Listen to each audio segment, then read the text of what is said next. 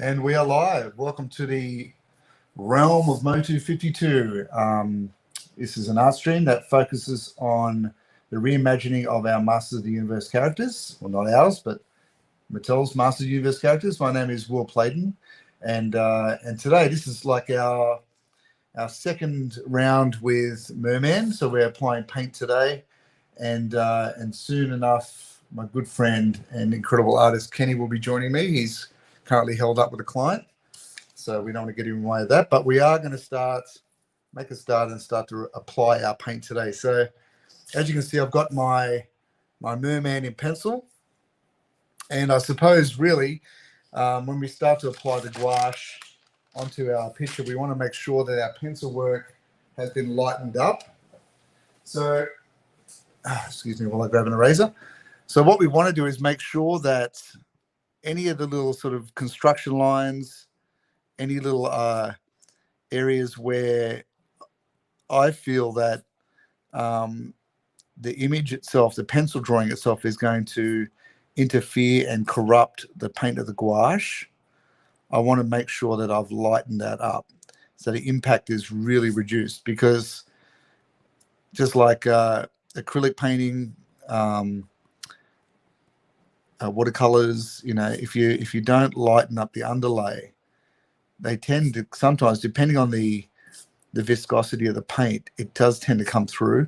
So we want to make sure that we don't have any hint of the pencil work underneath the paint itself, unless it's something deliberate. Like if you're doing, for example, like a Mickey Mouse, and you really want it to look like you've got that blue line animation happening underneath the painting, showing the sort of the movement and the concept. That's different. That's a deliberate effect. But you don't want any of the scruffiness, especially on one like this. I don't want my scruffiness of my construction lines to be evident. I want it to be something that's not a distraction and something that doesn't sort of jump out when you're looking at it. So you can see in my background, I've got this sort of tentacle that's happening coming out of the water. I'm really not going to focus on that just yet, which I'm kind of breaking my own rules, because usually I paint from the far background coming forward. So today I'm just going to be focusing on just getting Merman washed in, so it can really sort of determine early on where my light source is. Making sure that that's nice and strong in my mind, so that when I start laying my layers over the top, that it really becomes something where it informs my next layers. Because I tend to paint with a fair amount of opacity, which means that I like to have my image to be quite bold and strong. So I just want to make sure that that is evident early on where my light sources are. So when I build those layers on, it really becomes me working the process of the colors up, not worrying about the technical level of where my paint and light source is, right? So hopefully we'll get to that point today where we can start to really see Merman. Now, as you can see, my one's sort of, and Kenny's is the same, where it's kind of emerging out of the swampy waters. I'm still undecided how oceanic I want to make my water. I know Kenny's going with a Creature of the Black Lagoon kind of look, but I'm thinking maybe this might be beach sand down here. So my thinking is always ahead of the actual painting. So I visualize what it's going to look like before I actually have it on the page and before I'm mixing up paint. Now, sure enough, there's always going to be areas when you're doing your drawing or your painting where you'll find, new areas that you go, oh, I really want to add that in now. Or, I feel that perhaps it's changing direction. I want to go in this direction because it's going to look better. There's always going to be that, always. But the visualization of what happens in your imagination, where you're bridging out of that 3D world we live in and start to think in an imaginative realm, the feelings and the effects and the textures and the environment changes on your character, the cause and effect of that environment on your figure, the better your painting will become, or your drawing will become, because you will start to apply what you're visualizing. And when your technical skills catch up with your visualizational skills, then you'll really start to see changes in your artwork for sure. I know when I've taught students and they start to really feel and visualize even the simplest things like an apple, their drawings become way better. It comes through. Okay, so I'm going to start to get a little bit of paint on the surface here. So I'm going to get some cool green. So I'm going to choose a Viridian green. Let's pour a bit of this out. I'm just using gouache today. And then perhaps later I'll overlay it with a little bit of Prismacolor, perhaps at the end, just to pop a little bit of those shadows a little bit. Now with my Viridian green, I'm using a cool lemon yellow because when I want to lighten it up, I won't just add white to it because that'll make the green very creamy. I want to make sure that I have a little bit of that yellow in with the green to help lift that tone. I'm using a titanium white as well, just on my palette. And like I said, I'm going to use a little bit of Prussian blue to mix in when I want to use my darker areas. Okay, so there's my palette there. You can sort of see I keep my areas reasonably separate, and then I can bring in and mix in whenever I feel like it. I always keep my neutrals over here, my whites, my blacks, and all those things. The black is really something I really don't introduce until later in the game, only because I don't want, I really don't want it to start neutralizing too much my colors unless I'm deliberate about it. Okay, so if you're joining me for the first time today, welcome. And this is something that Kenny and I do weekly. Kenny's a little bit late today, but that's okay because he's flat out with a client, which is always takes priority to our SketchUp time, and as it should. But we are working through the Masters of the Universe series, and the way we laid our list out is that we have it going sequentially through each of the characters as they came out in waves of the toys. So if you were back in the 80s and you collected these characters, we're probably in wave 1, I would say, because we've only done Beastman, He-Man, and now Merman. And if you want to catch up with any of the finished works we've done, they are, of course, for sale on both Kenny and I have our own Etsy shop. They're for sale there. But also you can join the Artists of the Universe Facebook group, and we always post our stuff up there.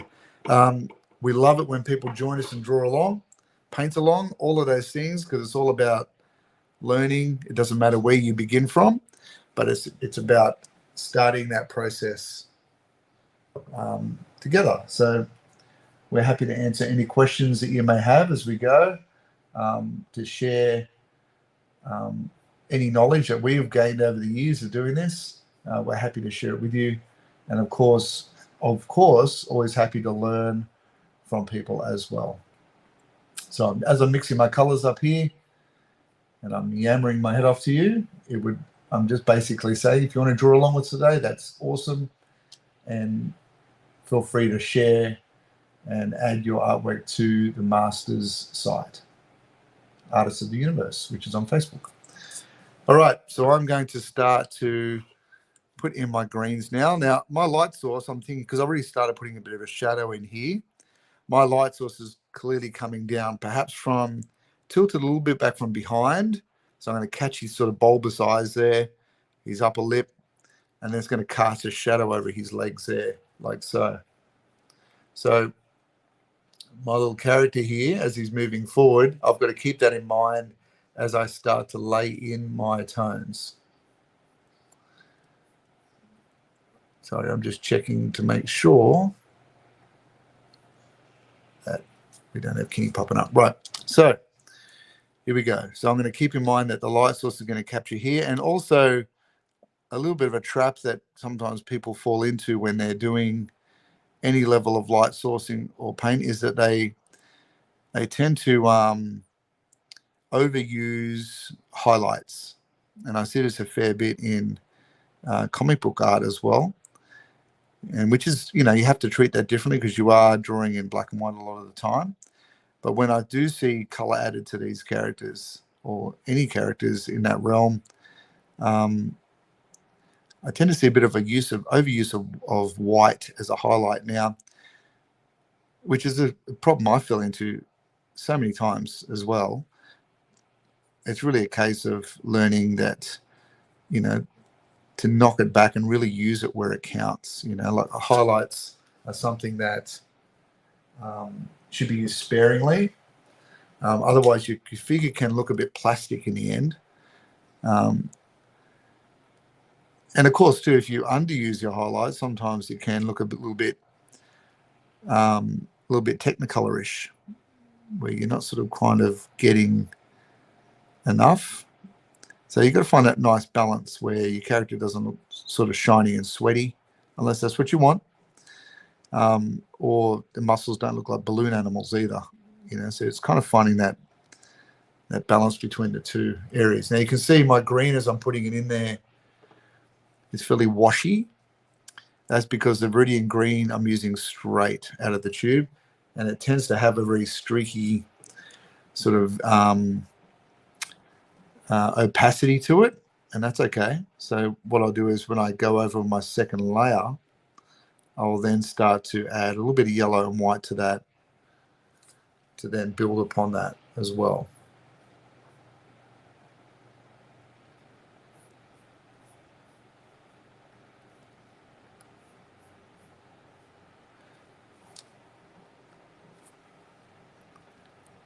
Perhaps when I start to get to the shadow areas, I'll probably start to add a little bit of perhaps a little bit of red in there as well, a bit of alizarin crimson, and that will start to react with my brighter areas and give me a little bit more contrast with my colors.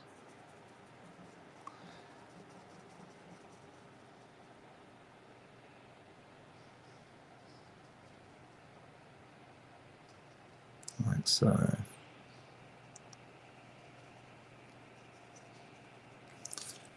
Should say as we begin today, I will ask if you enjoy these videos, please like and subscribe and click on the notify so you know when our new streams are coming out, and that when we go live, we are introducing some new ones this year, covering different themes and topics, which we talked a little bit about last episode. So we'd love you can join us along with those things.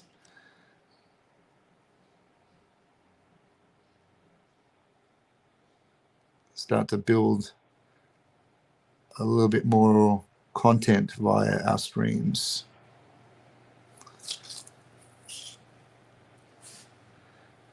All right, so it's very green at the moment, and that's okay because I am going to start to add a little bit more of that blue in to make it more of a darker green, more of a cooler green.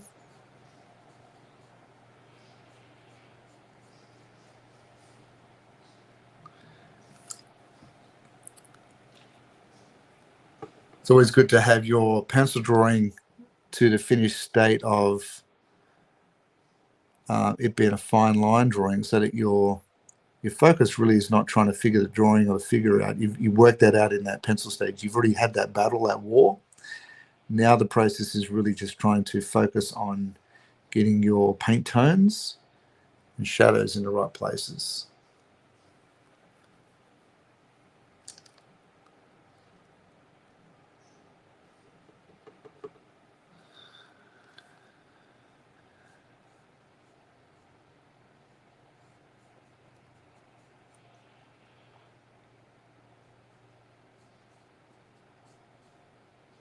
All right, so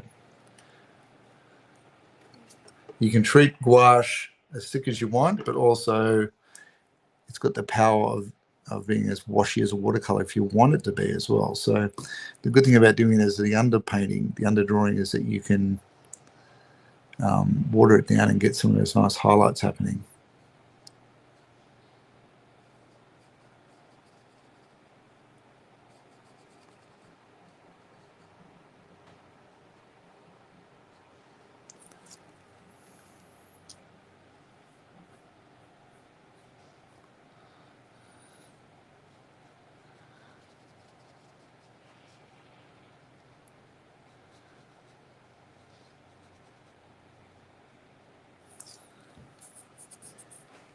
Just trying to get that, visualize that tension as he's holding that sword, or is what Kenny called it last week, the corn cob weapon.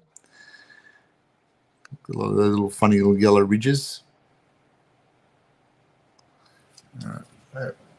Just excuse me as I start to spin my page a little bit. This helps me to angle my brush better. Probably broke every rule in the book for live streaming, but that's okay. I'm ashamed to do that to get a better image.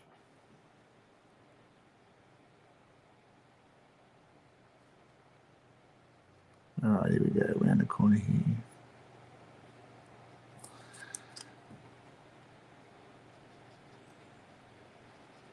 So my intention, my goal with this one is to try and, I'm going to try and give him some texture on his skin at some point.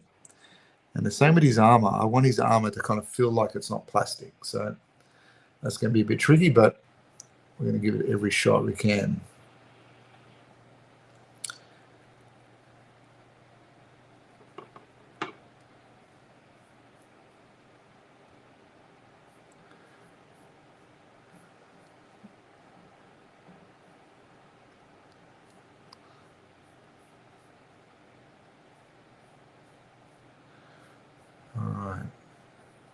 Just getting a bit more paint on the brush, loading a bit more up.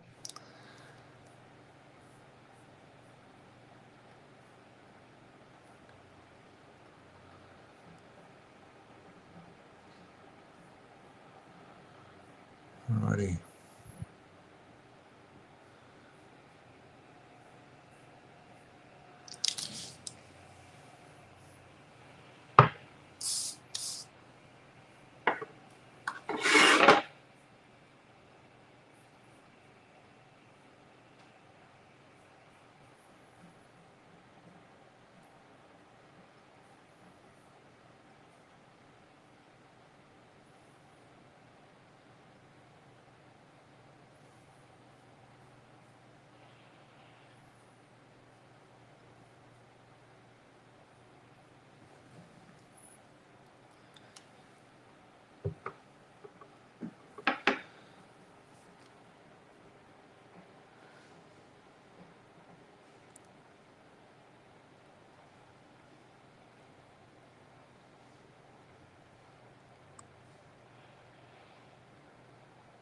Just getting a little bit of tone in those tendon areas.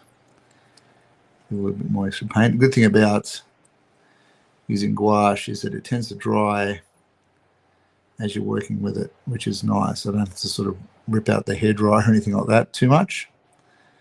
It tends to go, especially in the weather we're having in Australia at the moment, it's fairly warm. It tends to dry almost as you're going, which can be a bit frustrating when you're mixing up your palettes, but that's okay.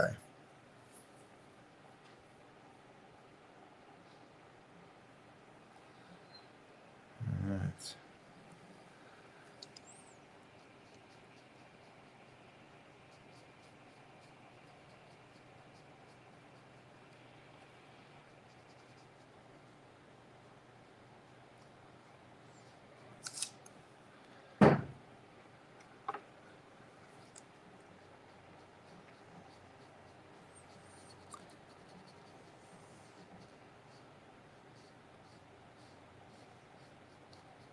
All right, so that gives me a fair indicator now where my light source is.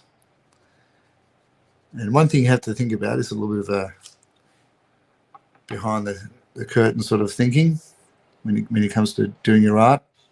As your figure starts to turn into the shadows, you want to make sure that you have a darker area in the mid area here. And this is what I generally call the terminator line. It's when the light terminates from being the light source to becoming the shadow or the reflected light, depending on where your figure is standing.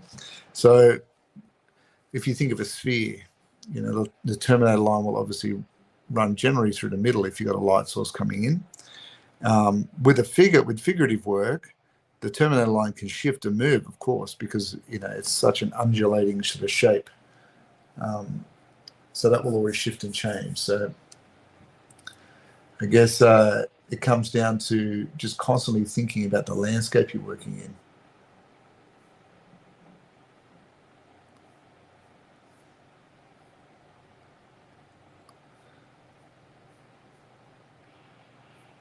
Okay. Let's see. Let's get this area in now.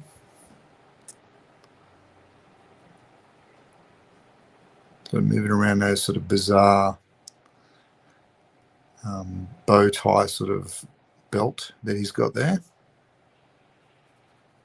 It's almost like kind of reminds me of the fins of a flying fish or something. You know, that's kind of really expansive sort of little membraney wings.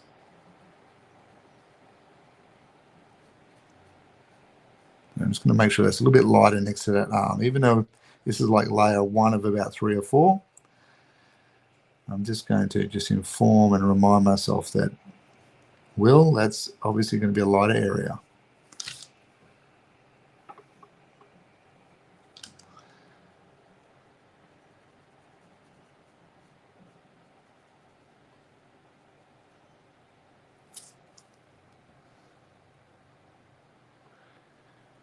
Okay.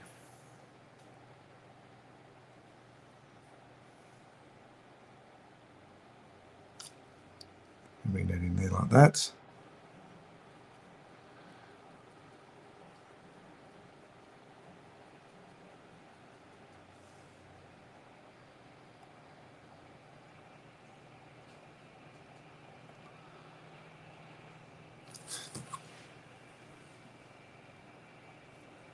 Because you got such a tricky sort of armor as well, it's always good to get these the color areas blocked in now, just so I don't make a mistake, because there's so much happening with his armor.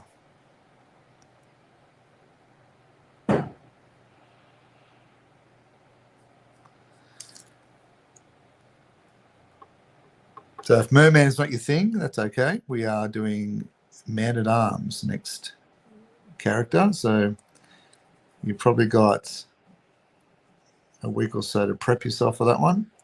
And that one's coming down the pathway. Start thinking about some poses, whether you want to do it in an action pose or something more stoic. Totally up to you. I've decided to do all of my poses as full figures this time. That's been my challenge, is to come up with a different pose for each character. And a little bit of background, which is part of what I wanted to do this time around too. Just a hint of a little bit of the world they live in, the environment, because they've got such a cool sort of created sort of narrative that they live in.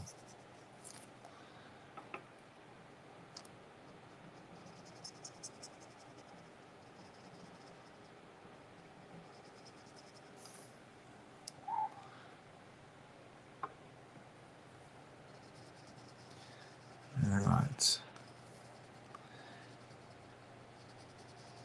It's actually my second merman I've ever done. So I've done a merman before,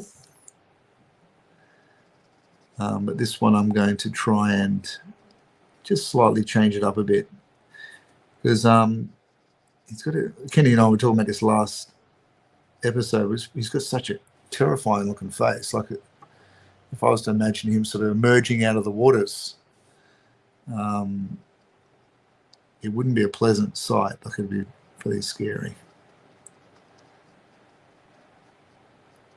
Because this leg is sort of coming out of the water and his lower trunk area, I will be adding a little bit of highlight to make it slippery and shiny looking.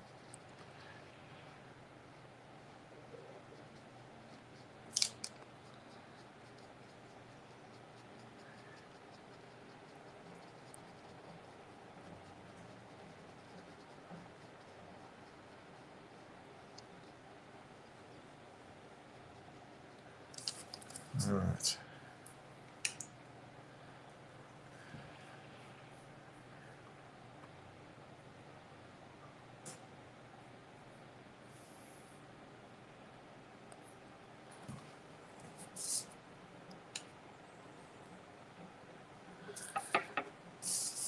Work on the next leg now.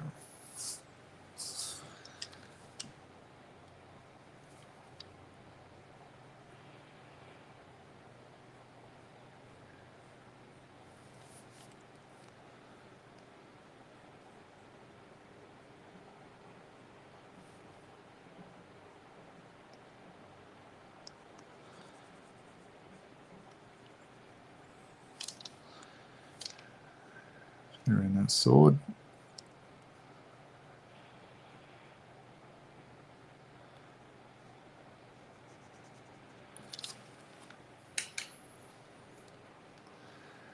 All right, so if you are joining me here today, welcome to our MOTU 52, where Kenny and I are sort of working through the Masters of the Universe realm. And Kenny's obviously a little bit caught up. He's with a client at the moment, which is great. So I'm sort of running solo for a bit, just getting a head start on Kenny because he does tend to work super quick and burn past me anyway, so I'm sure he'll catch me in the long run. But if you are joining me today, welcome. Please like and subscribe. That always helps us out here, beat the algorithms, and helps to let you know when there's more content coming up. And if you want to, feel absolutely welcome to join along, say hello in the comments, and interact with us, because we are always happy to share what we do in terms of how we do it. And it helps us sort of move along through the piece too. So if you're drawing with us today, feel free to throw it up into the chats, or share it on the Artists of the Universe Facebook site, where we're going to be posting not just the He-Man stuff, but moving on through different themes as well. All right, so Merman's starting to get that form happening now, which is good.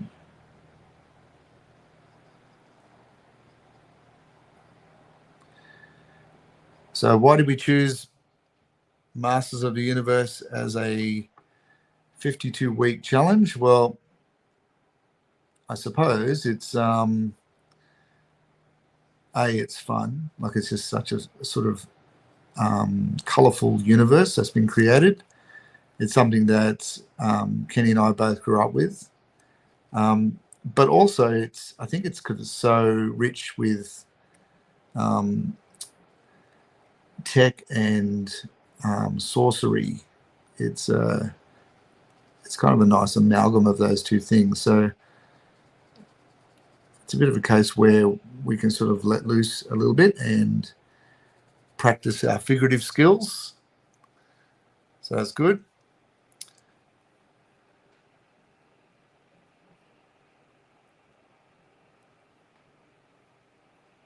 How are you, Andrew? It's good to see you. Yeah, not quite Ethel Merman, no. But although I don't know, she might have had a rough morning where she looked a bit like Merman. I'm not here to judge. Might be her thing.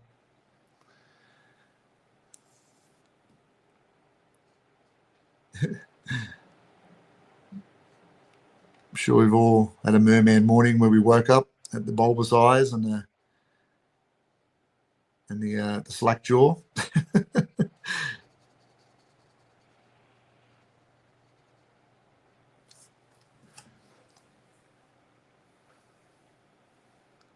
Yeah, thanks, Andrew. I appreciate that. It is it's a hard thing to get used to painting live, but because I'm talking to myself, that's why it's good to have Kenny here.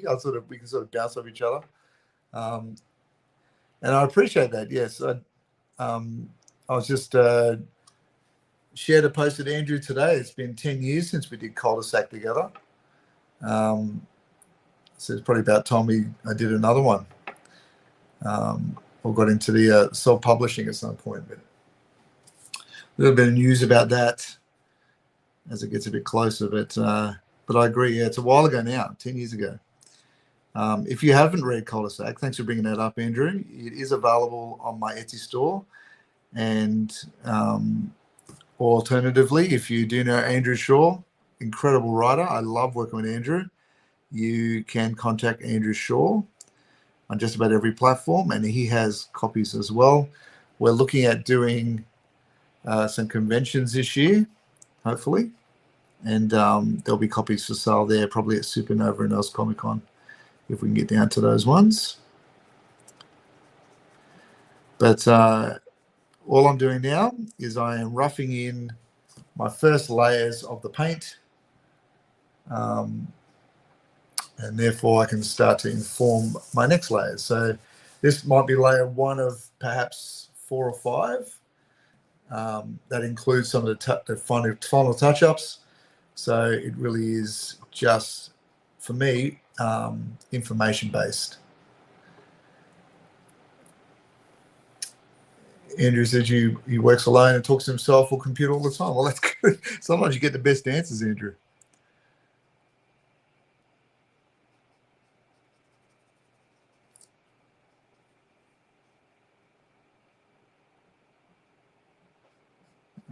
So just ducking around some of his little sword. It's almost like coral, some of his sword areas here.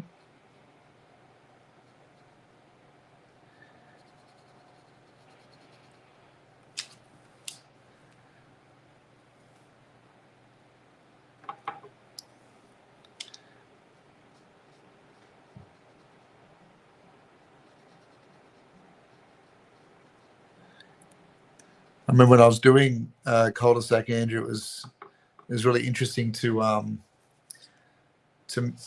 of these paintings would be a panel. It would take me a night to do a panel, maybe 2 if I stretched it. But yeah, you get home from work and after dinner and the kids go to bed, you'd be straight to the drawing board and trying to paint that one panel. So it was nice that people enjoyed the book, which is satisfying, because sometimes when you're at the drawing board, you really don't know how it's going to be received.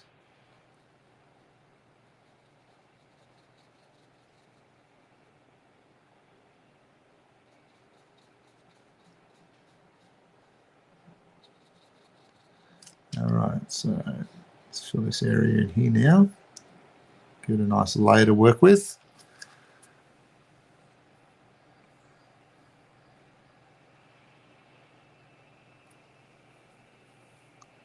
Oh, is that the one where, is that the one I did ages ago where Daredevil's holding Elektra after she'd passed?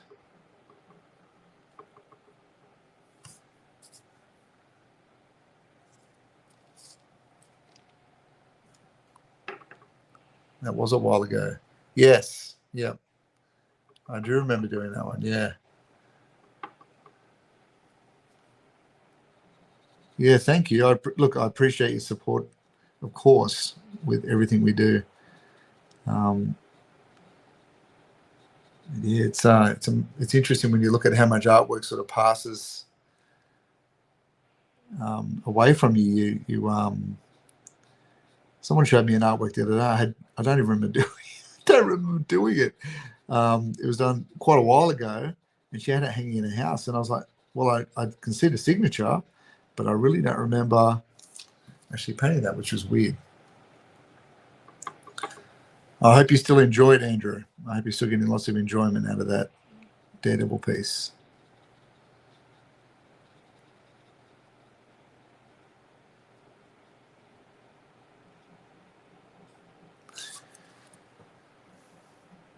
I should mention too that at the moment on Etsy we have an art sale happening. So all of the remaining legendary portraits, Gods and Monsters portraits from Series 1 for sale. And I think there's about 5 left. And there's other assorted artwork up there too. Everything from Batman through to some horror characters. There's a bit of a mix there. And of course we've got the Series 2 one for Gods and Monsters are up there now too. So I've sort of been uploading them as I've been going. Dr. Doom was the last one I uploaded it, and the Gods and Monsters series is just really working through pop culture characters and doing them as a portrait series. So it's sort of a bust of these characters. So it's everything from Thundercats through to He-Man, through to DC and Marvel superheroes, through to the older sort of publications like Phantom and Flash Gordon, things like that. So if you're into that kind of stuff and you'd like some fine art to hang above your comic collection, the Gods and Monsters series, they look great together. And I don't often say that about my work. I'm really pleased at how they frame up, which is nice. And and they look a nice little showpiece as well. Yeah, thanks, Andrew. I appreciate that. I'm glad you love it. I'm glad you love that Daredevil piece. It was, I suppose that was reasonably early in my time with gouache. I was still experimenting and learning the how far I can push with it, which is nice.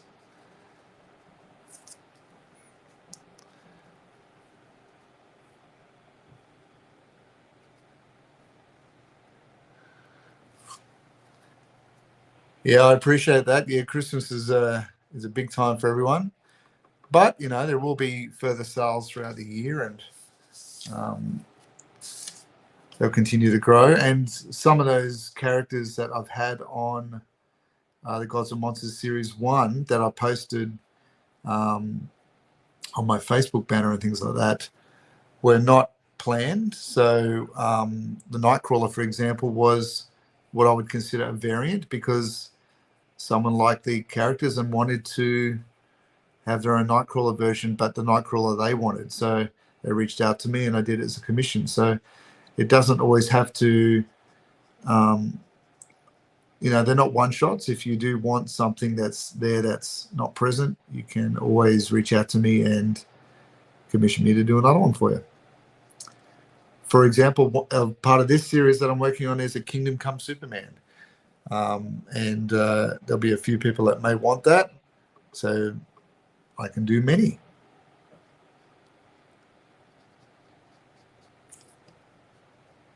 All right, so I'm just getting that sinewy sort of foot in there now. And this probably will be an area that catches a fair amount of highlights on those tendons and creases on the toes because the skin is very, very tight.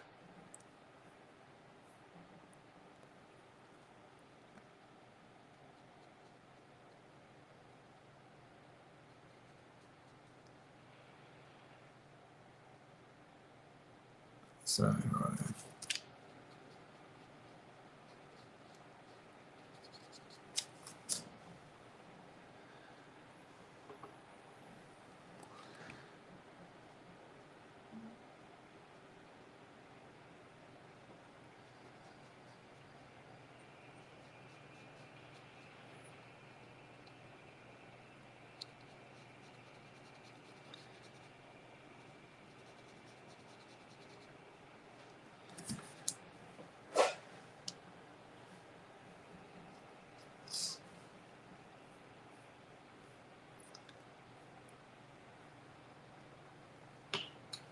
Yeah, me too, Andrew. I'm sitting there watching something sometimes and I forget to do that. But yeah, if you can do it, subscribe, notify, all that stuff, it just helps us in the big run of everything. And I'm trying to get the subscriber list up. I'm still learning the technicalities of not only the live streaming, but the YouTubing, all of that stuff. So it's a bit of catch up for me. But we'll get there slowly. All right, so let's see here. We've got a little bit of under the sort of torso area here. That in there like that.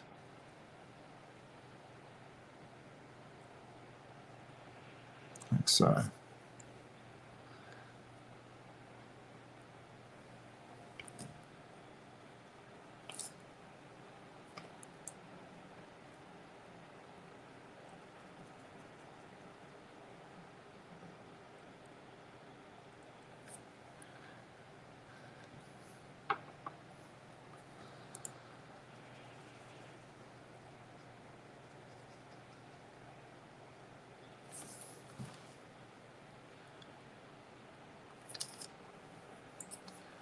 All right, so welcome to the live stream, everyone. It's a pleasure to have everyone here.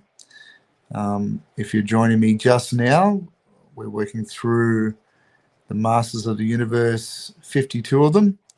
I'm sure there's more than 52. There's probably way more than 52, but we just chose 52 to sort of do a year of it. So we can do one a week, which doesn't sort of destroy us too much, but it gets us into that practice mode. and with a theme. So we've got lots of themes we're working on. This is one of them, and we're going to be sort of announcing and working through some other different themes. Kenny Calderone and I are sort of going to work through those, and we'd love it if you can join us. Of course, everything we do here is for sale eventually when we get it all, and it will go to a publications at some point as well. So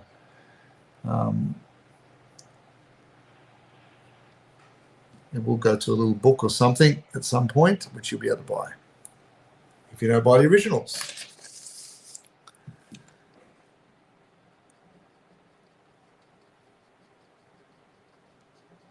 All right, so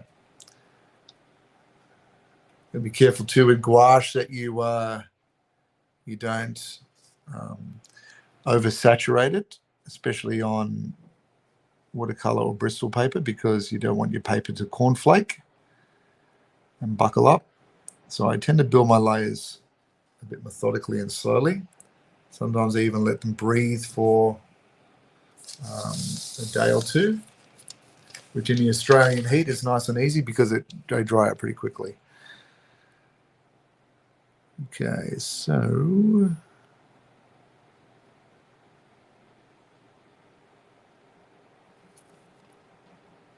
trying to figure out what I've done here with the armor. There's a little rib cage there.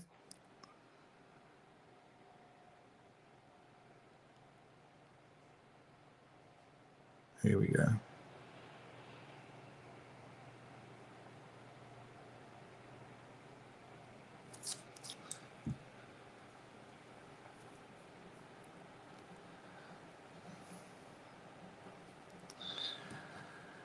All right, so that's the remainder of his chest there. It's just tucking around the corner. Then we can start putting some green on that face.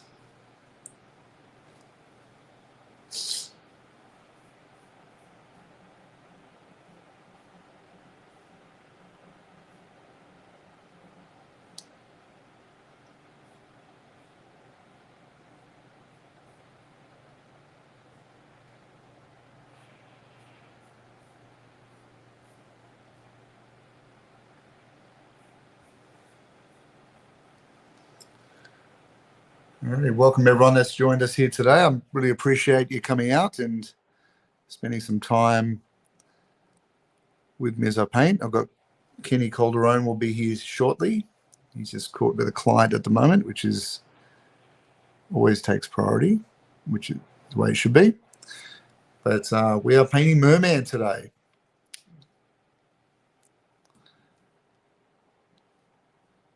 All right, so I'm just going to move through. This is where it starts to get a little bit tricky. So I'm starting to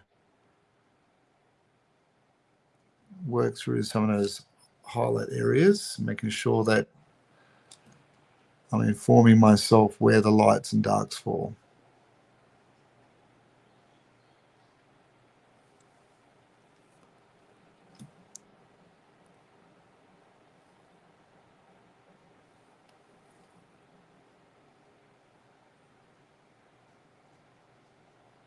That.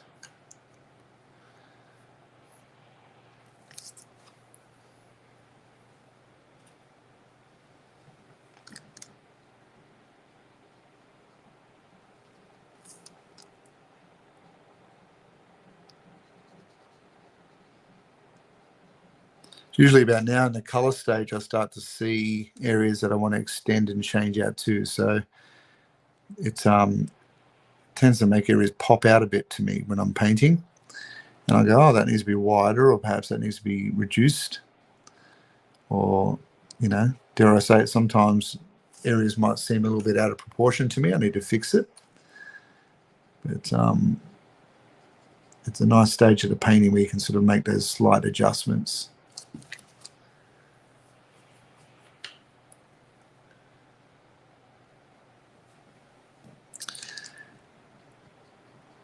All right, so if you're joining me today, please say hello in the chats. I can't always see who's here and who's with me, but welcome everyone.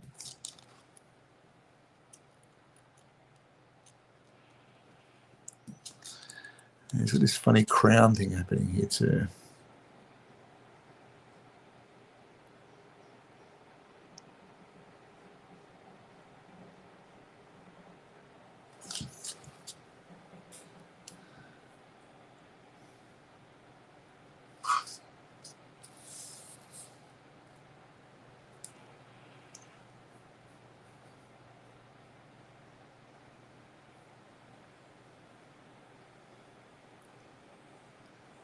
All right, so for those who are unfamiliar, this is the merman image that we're working on today.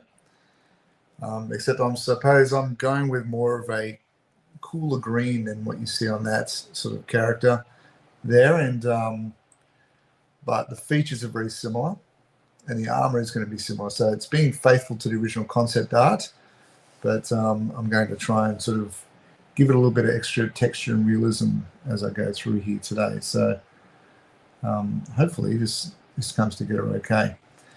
Some of the previous work we've done, so this is the Beastman image we did from week 1. As you can see, I'm sort of slowly introducing a little bit of that background in there as well, depending on the character. So with Merman, he's obviously going to be coming out of the water with the tentacles of the creature behind him.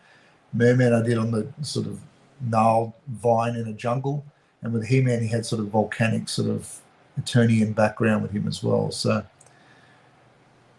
as we move through our characters, it's going to be interesting to see how those different environments fit with each character. As you can see on our little list, as we move through, we've got our Beastman, He-Man, Merman.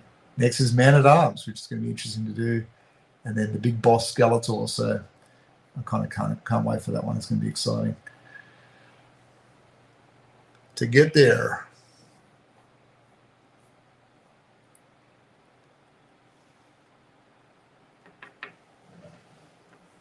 Now let's keep adding this green in.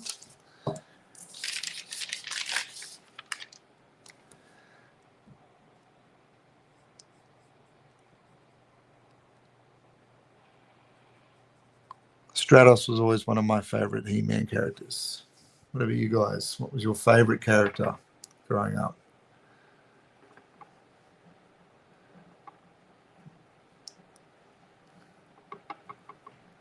Alrighty, so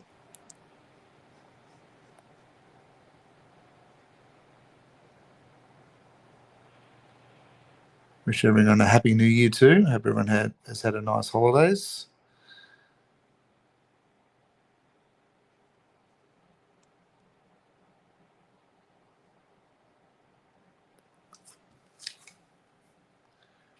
Right, Kenny's joining me. So he's just said he's finished wrapping up the meeting. He's on his way, which is good. He'll be here in about 15, which is excellent.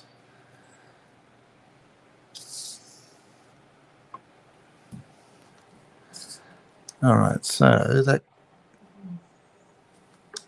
moves around there like that.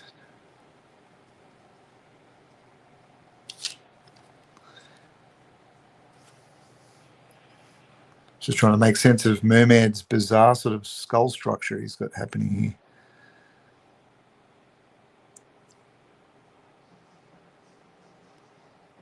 Very cool design.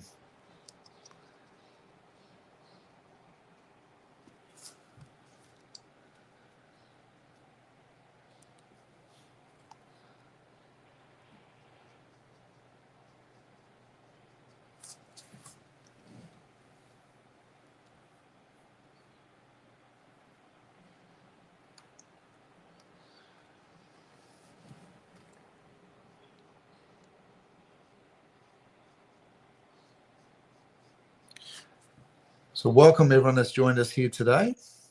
And I know some people are drifting in and out as their day goes by or their evening in the States. It's a sunny Saturday here for us in Australia. But welcome. And if you can, please like and subscribe on the channels for both Kenny and I. Share around what we do. It's the best gift to any artist is to share what we're doing.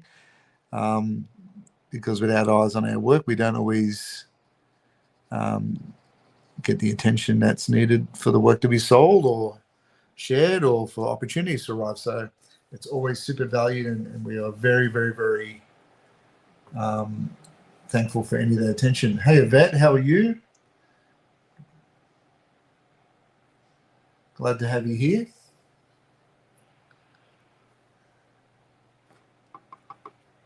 It's just me flying solo at the morning so far, Yvette, but Kenny will be here very shortly. I've, of course, had Andrew here, which has been fantastic, sort of keeping me company as I've been moving through stuff. So Kenny Calderone is in here indeed. Here he is.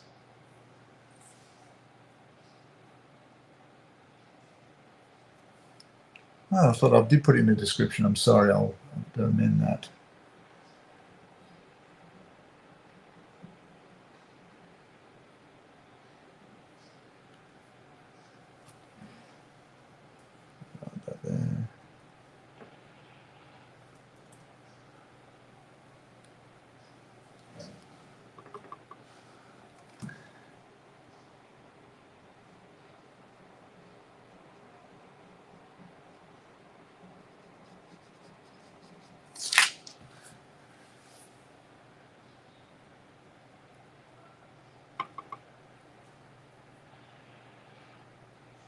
Thank you, Andrew. You can find Kenny at Wilding Studios.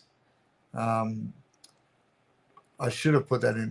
That was my mistake. I'm sorry, Kenny. But if you look at some of our past streams and some of our posts, I always tend to tag him in. And you can find him at any of those as well.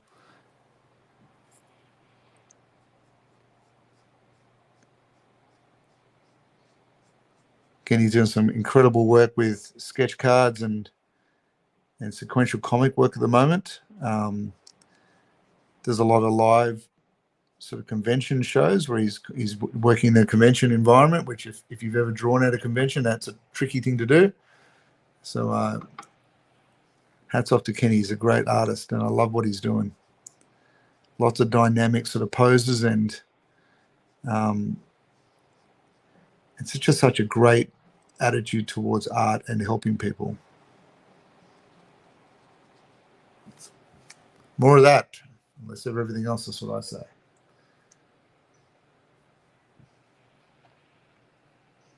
Yeah, it is lots of distractions, and sometimes it's just that ambient crowd sound, which is a bit off-putting, but it takes a bit of getting used to. But yeah, I'm a very easily distracted person, so it's a tricky thing for me. But Kenny's got it wrapped up. He knows exactly what to do.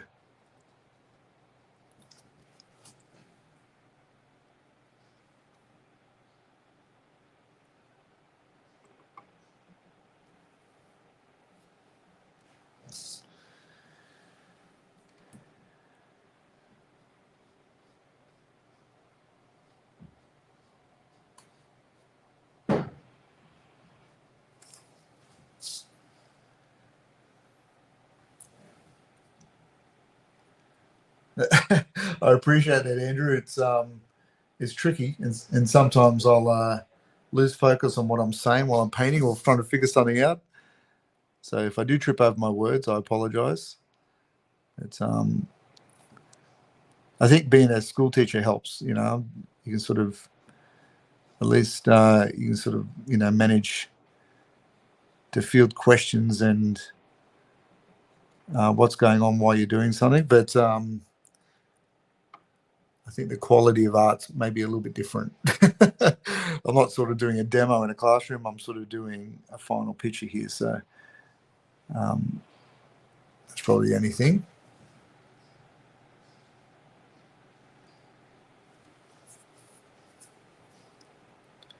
So I'm just going to spin it around there.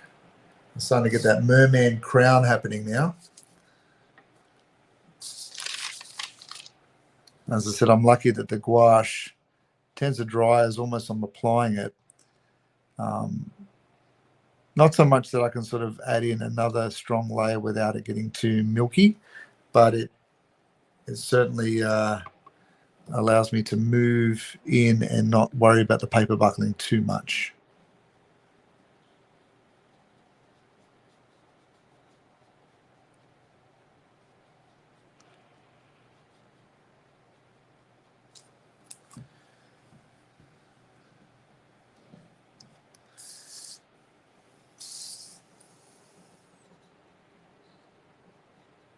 Alrighty.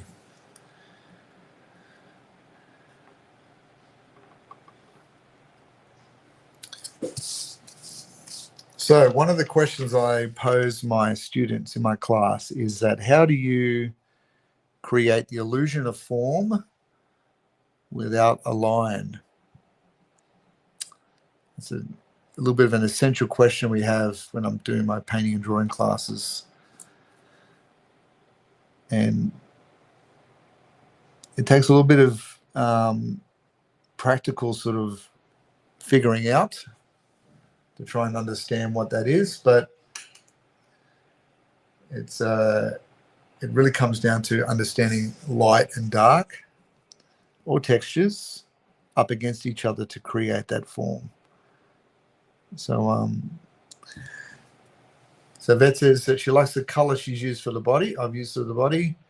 So he's come up from the deep ocean. Yeah, well, I guess he is Merman, so he's the king of the ocean in that environment of the Masters of the Universe. So thanks, Vet. But you've got a little bit more to go. You don't want to cool his body down a little bit more, a little bit more blue and green to him as we go through. I'm just trying to get that darkness of the green here on his forehead.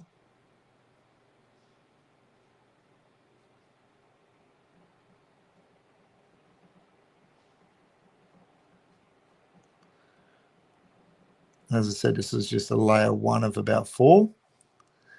So I do expect that I'll be coming through as another pass and really trying to make some of those sort of sinewy areas, the membrane areas between the fins, have a little bit more texture. At this stage, I'm just really kind of blocking areas in as an underpainting, and this will help to just tell me where things are laying.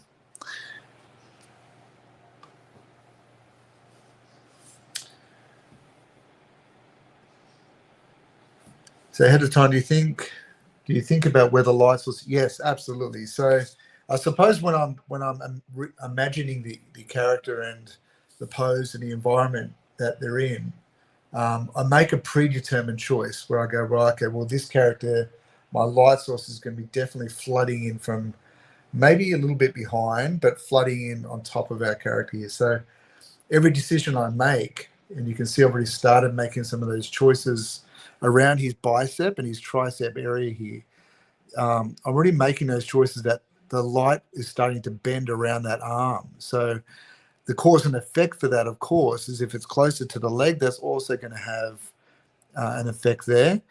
Because he's leaning forward, I know that his chest and his rib cage area here will obviously disappear into shadows a fair bit.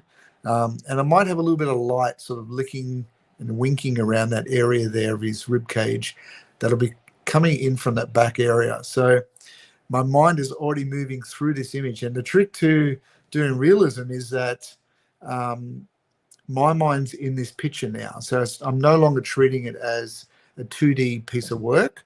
I'm working through this image as if I can feel it, touch it, smell it, I can grab it, like I can move around it. And the more I think that way, it continually informs any decisions I make in terms of light, shadow, darkness, texture, expression. Especially with this character, is fairly expressive. And when I start to work on those sort of bulbous eyes, it'd be a different consideration than the fins, for example. Like the eyes, I want to be like large cod sort of trout eyes where they're slippery, almost like something that's from the depth of the ocean, where those deep sea creatures have those very large sort of bulbous eyes. So I'll be giving that slippery sort of wet effect in there. That'll be way different than perhaps the coral effect on his arms and his armor and his sword. So each area takes consideration, but it tends to flow easier when you are putting yourself in that world physically in that space. There was a great quote that I heard once about realism, that it was not about depicting reality, but rather creating a new reality in the picture you're looking at. So really, I suppose as I'm sort of painting this live, I'm inviting you into that realm as I'm going. So you are moving into the picture with me. It's not sort of something where you're voyeuristically sort of sitting apart from it.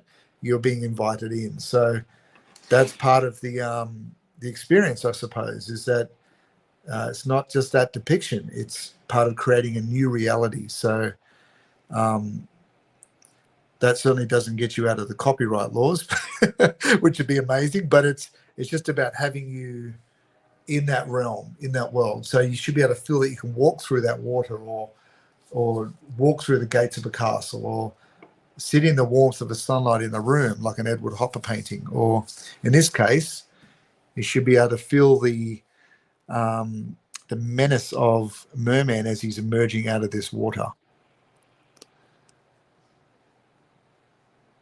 I hope that makes sense.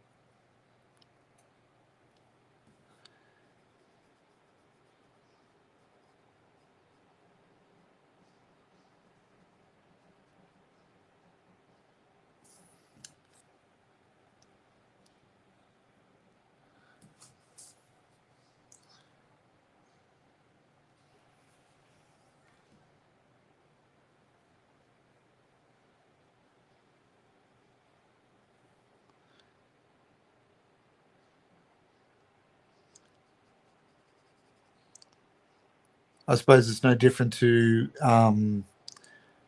musicians that get into a zone of visualization, or sports people where they get into that zone of seeing the win before that they've achieved it.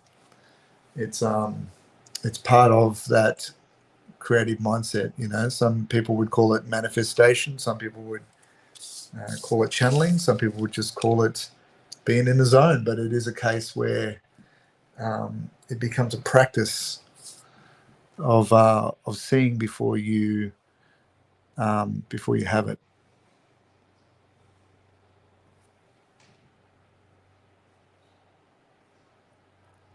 Excellent, Andrew. Thank you so much for your support. I really appreciate it.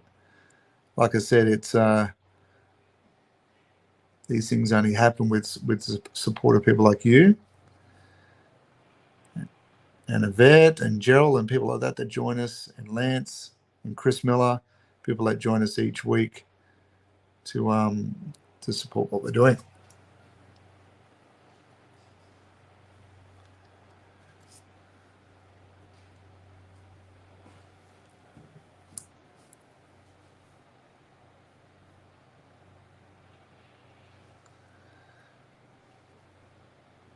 So please jump on and support Kenny Calderon. Like I said, incredible artist, published illustrator. He's working for Upper Deck Cards at the moment, doing a Marvel premiere set. He's doing some fantastic stuff. Really proud of the work that Kenny's doing. And one of the greatest things I think about Kenny is,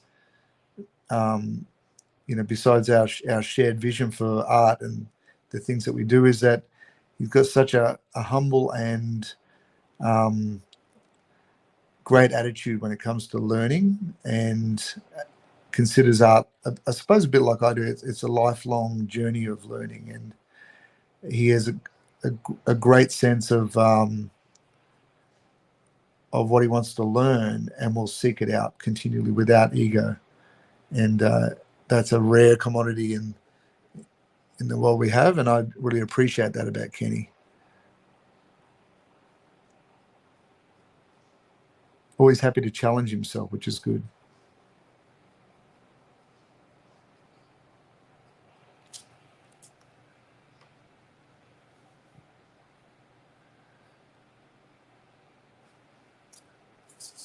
All right, Kenny's on his way in a minute. He's prepping his studio, getting his beret straightened. He's just sitting there in the armchair contemplating reality, having his many students mixing up his colors, adjusting his armchair. All right, so in terms of green, I think that's just about it for the merman. I'll let that green settle. Oh, no, I've got a bit of his neck to do, but I will let this green settle in very shortly and then start on perhaps the eyes or the yellow. Yes, Kenny's twirling his mustache, adjusting his smoking jacket. All those pretentious things that we see artists do. All right, so it's going to throw a little bit of darkness under there. So I'm just going to thicken up my green, a little bit of Prussian blue in there, and that will just help to determine, geez, look at that, my palette's drying out already. That'll help to determine under here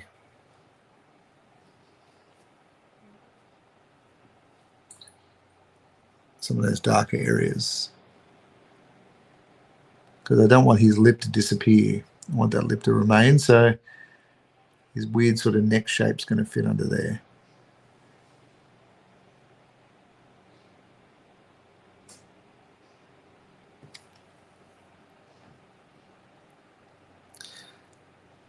Yeah, so the other arm of it is kind of tucked in behind his body. So you'll see a part of his armor will come out there, but his arm and elbow will go that way, and that's his glove. So he's got these lemon-colored gloves.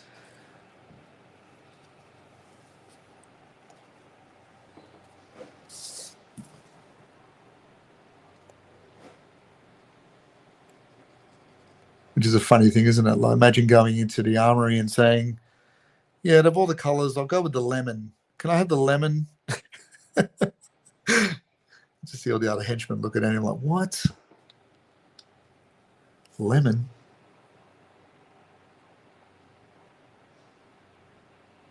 I just had the lemon armor, please, and the corncob sword. Interesting choices, Merman.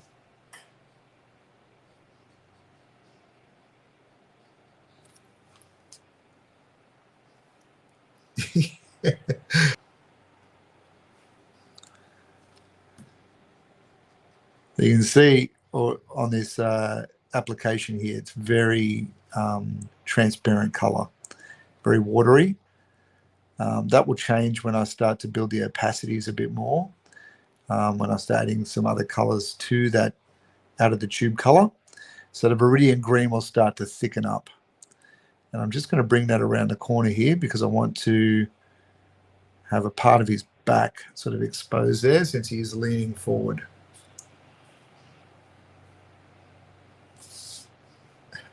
Yeah.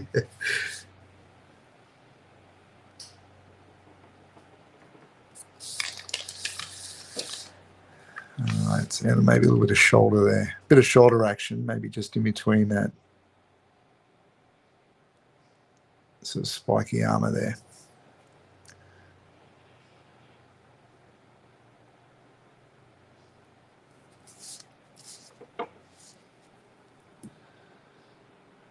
Okay, so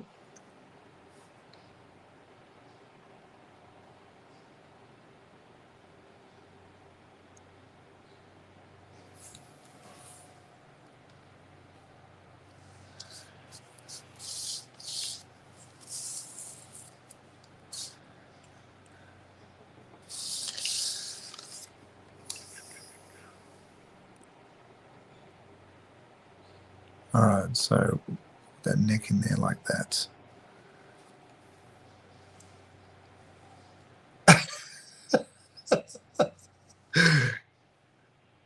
The meth eyes, yeah, off the meds Merman, I think was what we were saying last week. Off the meds, but meth eyes could work too, event.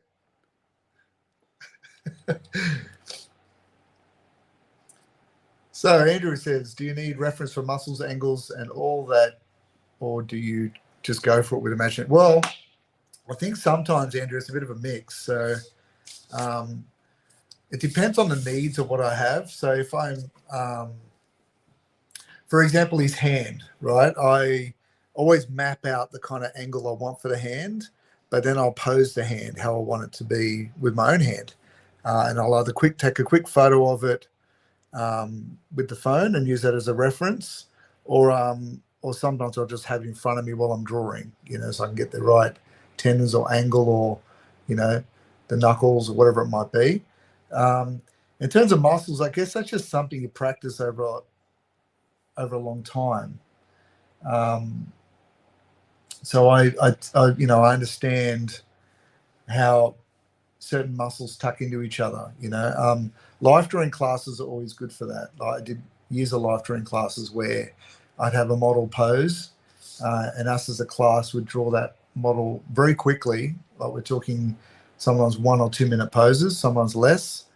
And that got us really understanding about gravity, weight, how the ribs and the hip pivot together and have consequence to each other. So you get quick to understand how the figure moves, and it then informs how you see things in life. So often I just look at humans and I just see how they move and how the light hits certain areas of their face or their arms, or even the tendons on the legs and arms. So you're looking at how it as a structure or a machine sort of works. And there's lots of great books on it too. There's great books on anatomy that you can always look up. And thank God for the Google now and Pinterest. Like, you've got so much information at your fingertips, where in the 80s and 90s we didn't quite have that. We relied on those older anatomy books. But observation is always key to start with. That's where you begin. And that's an interesting question. So do artists still use the term morgue files for their reference images? That always sounds cool, but I guess Google it. You know what? I don't think I've actually ever heard that term, but I kind of want to use it now. The morgue files sort of reference images. I mean, there was a time when I had filofaxes filled with images I just collected, like of cars or buildings, people, faces, clothing is another one. So if I'm doing Princess Leia's clothing, it's always great to have drapery references. Or, there was a time when I'd take a photo of my kids jumping on the trampoline with a cloth, like a cotton sort of bedspread or something, or bed sheet, to get sort of cape references. So it's there's so much that you can sort of continue to build, and it's having those your own references are always great, because you're sort of not sort of taking other people's in. But yeah, building your own reference files are always good. But the morgue files, I'm going to definitely use that from now on for sure.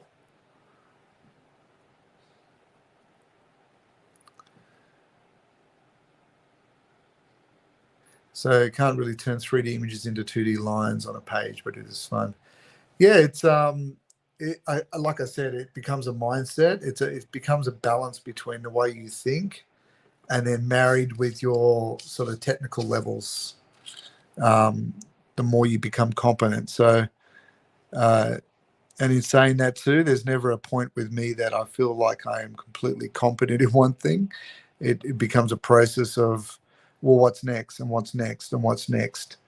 But even with this Merman, there's things that I'm making choices that I haven't made before.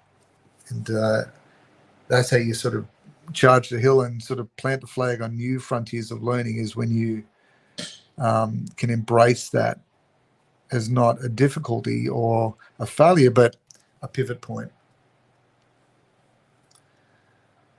But yeah, so keep going, Andrew. Like, even if you're drawing with us, no matter what level you're at, even if you just begin by tracing, like that informs you so much.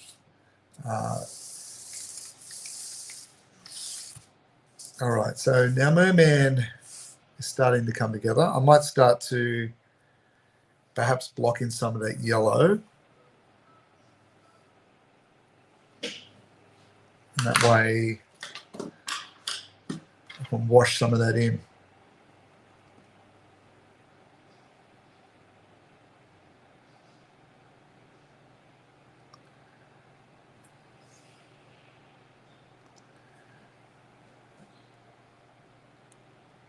Yeah, it's interesting. So it becomes a trained perspective, isn't it? A false perspective with gaming, isn't it? It's yeah, very interesting. Yeah, so did I. I had that book when I was about 16, Andrew. I remember that and like John Buscema is one of my favorites. I mean, if I had my top 5 comic artists, he'd be right up there for sure. My Mount Rushmore, John Buscema would be definitely there. And there's a great video now. Someone posted a video on YouTube that used to accompany the book in America. Yeah, he's one of my favorites. He's Conan the Barbarian. Frazetta is probably the one that is similar in terms of quality, but he's right up there.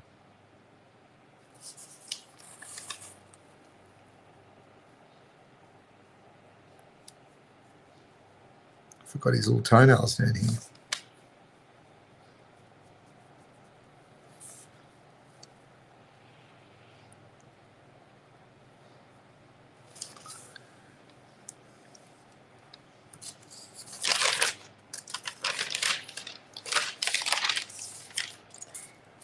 So that book, Andrew, on how to draw comics the Marvel way, great referencing of anatomy and form in there as well. There's some excellent lessons in there if you're looking to start life drawing. I'm just going to sort of water down some of my yellow because it has dried up on my palettes.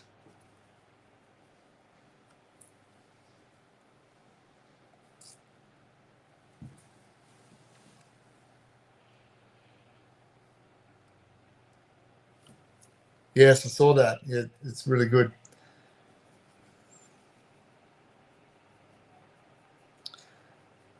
I threw together a little bit of a montage too on my YouTube channel with some of the masters like Bill Sienkiewicz and John Romita and a few others, sort of drawing and painting and inking.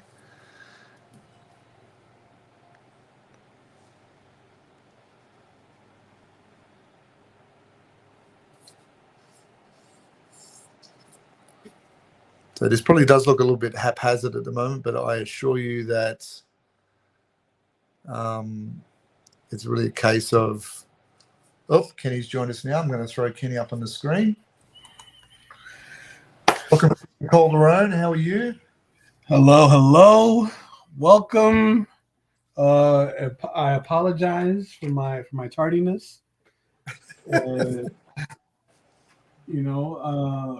Happy Friday evening if you're in the States. Good morning and happy Saturday if you're down under. Thank you for hanging out with Will and I. Thank God you're here. I think they're getting sick of my rambling. Just give me one moment. I'm gonna simulcast the stream to a couple of my other channels.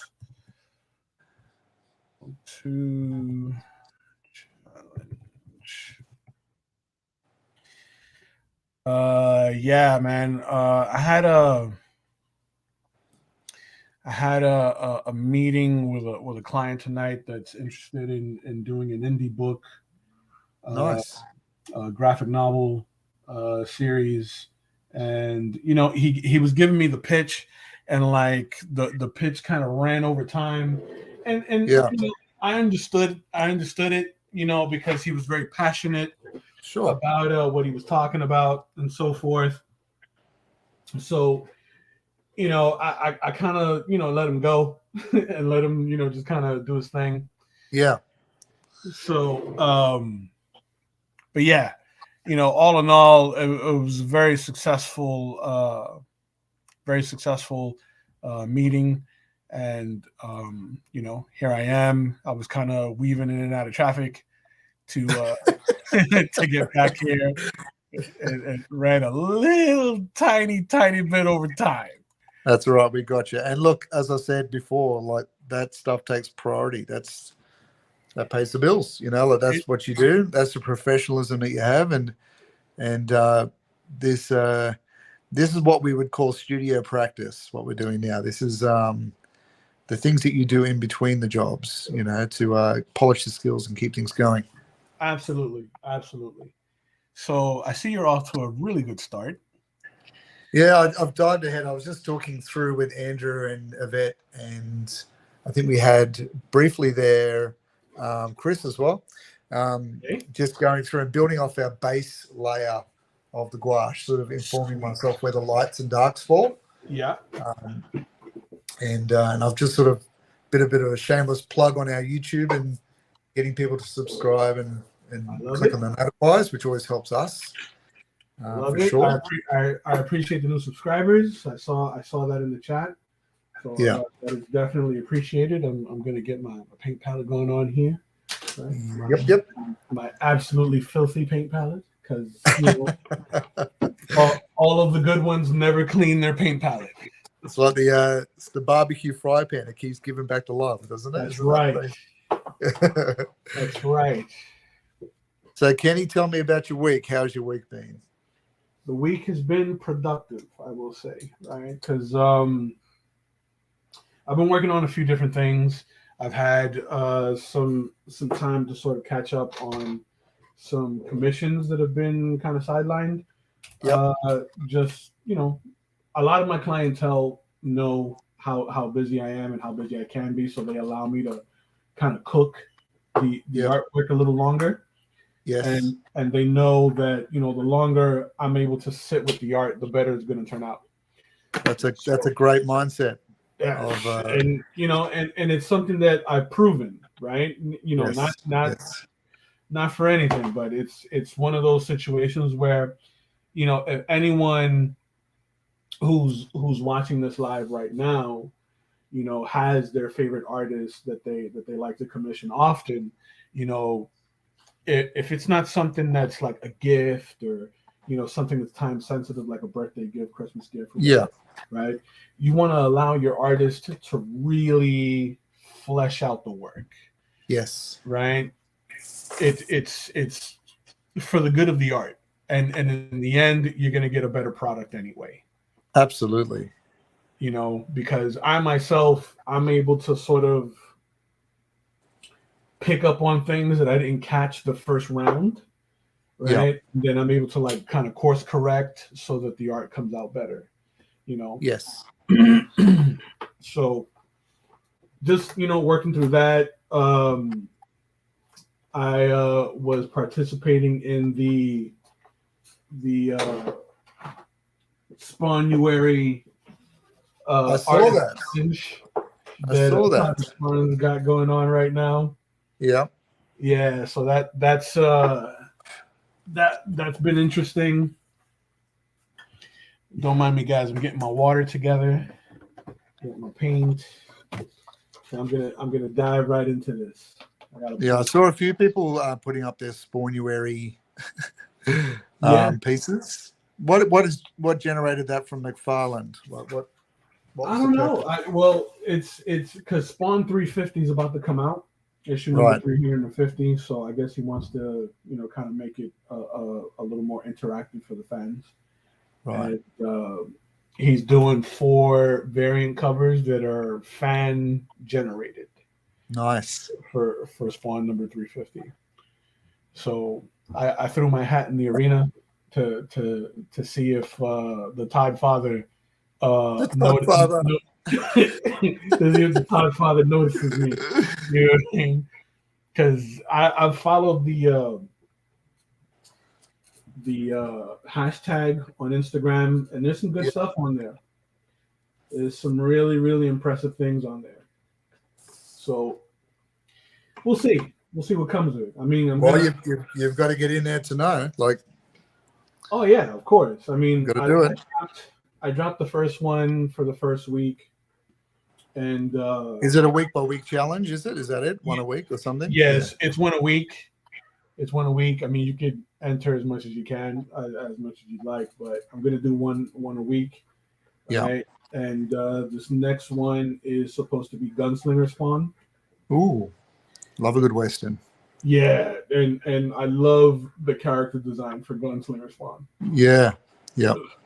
So that's currently in blue line on my laptop right now. So that's what I'm going to be fleshing out over the weekend,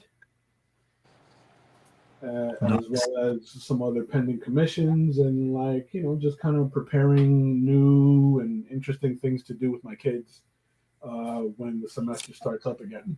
Yeah, yeah. When does semester start for you guys? So at the studio, my semester starts next week. Yeah. And at the schools, it's starting, I think the week after. Right. Yeah. So let us see here. Let's get the big brush going. I think I'm going to go straight away. I'm not going to stretch the paper. All right, get a little press for time. It's deep diving. Yeah, I'm just going to just dive right in. Yeah. So let me pull out some colors here. A little bit of the cerulean. You're going to fairly darker image, aren't you? Yeah, I'm going with something a bit darker, so it feels more. So it's got more of a horror element to it. Yeah. Lance, happy weekend to you, brother. Welcome, Lance Stewart. Get some cobalt. Great to have you here. Ooh, a little bit of this Prussian would be nice. Some lemon. And a bit of this deep yellow. Hope you're doing well, Lance. Happy New Year. Happiest of New Year's to everyone joining us this evening.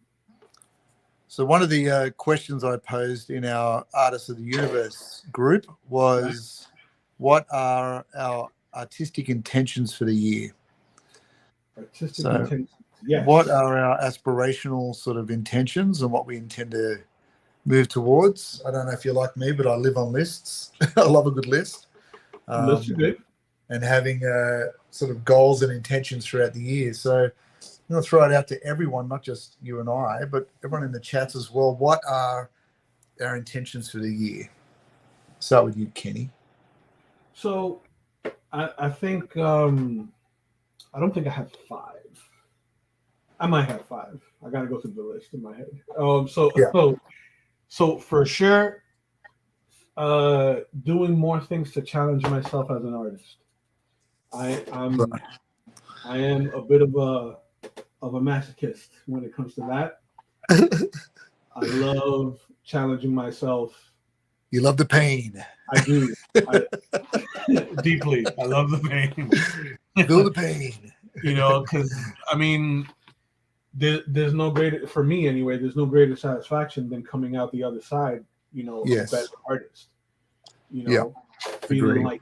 Feeling like you conquered something that yes, was or something that had like that mystique of being out of reach or super difficult. Yes. So definitely that. Also, putting out one of my personal IPs. That's right. That's definitely on my bucket list. Yeah. I'm most likely going to go with the shorter one, just so that I'm not overreaching. And yeah, just being a decent human being for the rest of 2024. Well, make your list achievable. Of course. Of course. Oh dear, that's good. Andrew says he aims high. Yes. Yes. Make it through another year. I aim high. I am high, but now he's aiming high. He aims high. He aims high. Yeah. Yeah. Yes. Yes. Love it. And so the innuendos begin. Yes, indeed. Indeed. See, it was very highbrow before I got on here. Right? Well, we knew what was coming. It was very highbrow before I got on here. Yeah, the end of civilization was arriving. But look, I suppose my list is very similar. Like I've got some IPs which I spoke to you about. Yeah. Some publications I'm working on. So but I agree, man. In terms of artistic endeavors, it's never a dull year when you are moving through and conquering things that had that myth or mystique about it, the mythology of what we thought art was, Yeah. So absolutely. What are some of the mediums that you wish to conquer properly this year? You know what? I feel like I should get a little more comfortable with gouache. Like I'm comfortable with it, but not as comfortable as I am with watercolor. Right. So that's going to be one thing that I'm going to aim to do this year as well. And I may try a little oil. I'm not gonna lie. Whoa, look out! I know. It's a reach, but I may try a little oil. You can do it.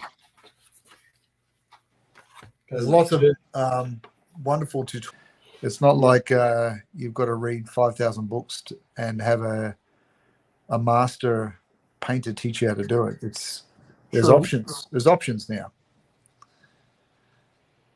True. I mean, one of the guys that I used to teach with, he's an oil painter. He's a great oil painter. His name is Ozzy Samper. I'll send you his Instagram. He's incredible. He tends to do these these massive paintings that depict things that were popular of that year. So it's like a year-end wrap-up of like current events. So like the one that he did to wrap up 2023 was like, he did an image of Pee Wee Herman because we lost Pee Wee Herman last year. Yes. He did, the Trump mugshot. And he does it all in like these enormous collages. That's like that really That's cool. That's cool. Yeah, I'm cracking out the oils this year as well, I think. So that's haven't painted in oils in a long time. I was only just started sort of getting back into it again. Yeah. Not because I didn't like oils, but it just, life gets busy, and the immediacy of finding a medium that's easy to work with, like gouache, was important. True. Well, you know what? To that list, I think I'll add. There's this one particular painting that I've had in my brain to paint. Yeah. And it's something that I've been wanting to do for years. Right. And I just haven't had the opportunity, or I guess I haven't made the time. Being honest, I haven't made the time for it. But I think I'm going to make the time for it finally this year, because it's going to be a big piece.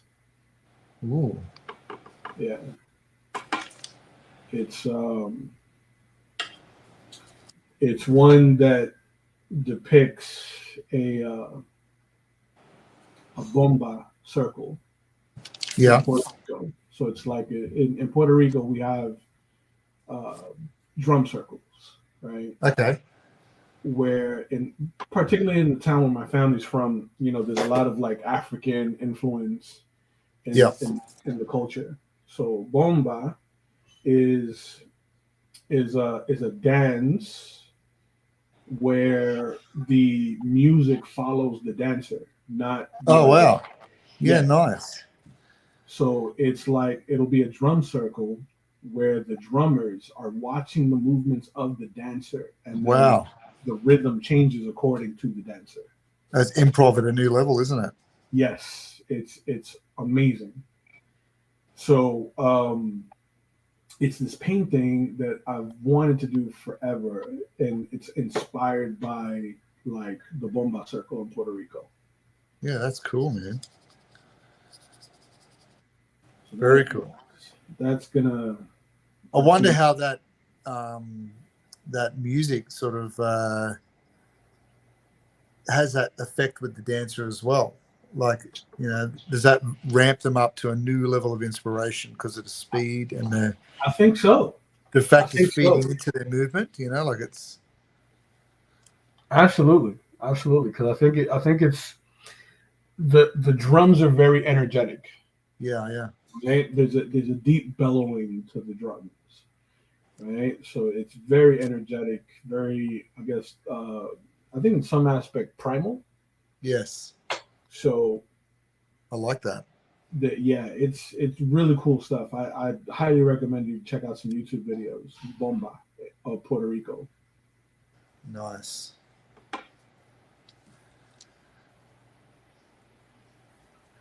So tell me about the green using. You're using a cerulean mixed in with. Yeah, I'm just dropping in a cerulean right now.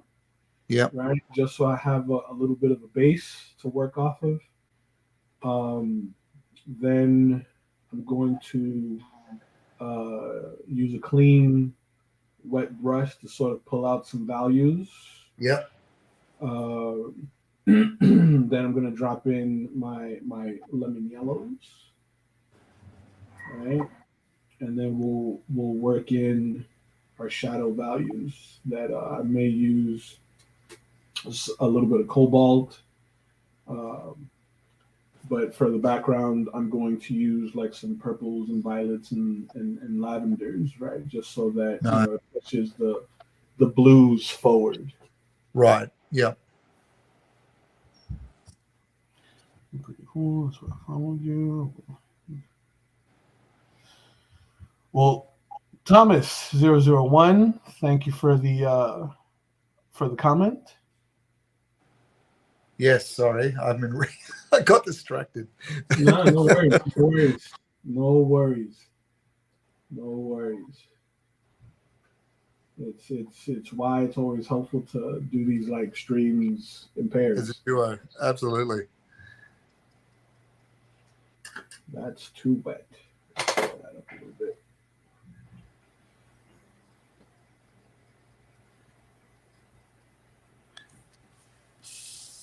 So who's up next on the challenge?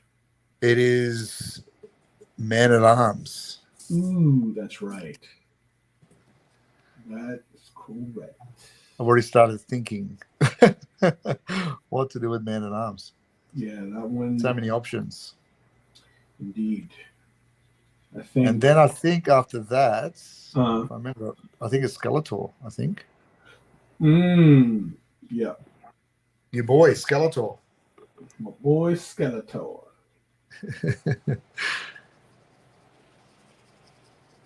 All right, so I'm just nearly finished the first layer of this cool yellow. Very nice. I can start to build in the form a bit more. Mm-hmm. Let's see here. So I'm not going to be very even with my application on this blue, on this cerulean here, right? Because this is just going to be a base tone. Still waiting for Merman.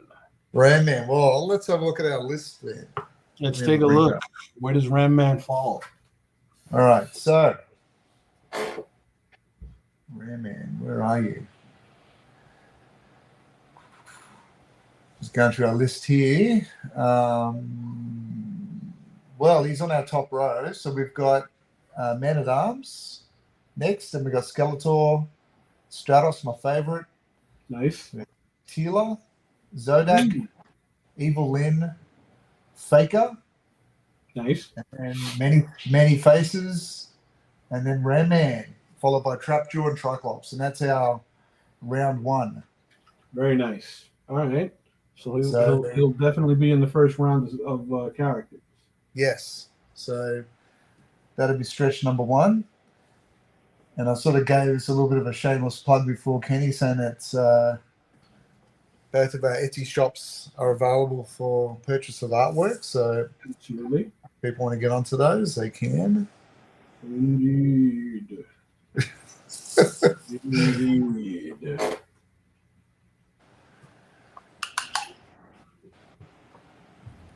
And both Andrew and Lance and Chris Miller have all bought artwork off us before.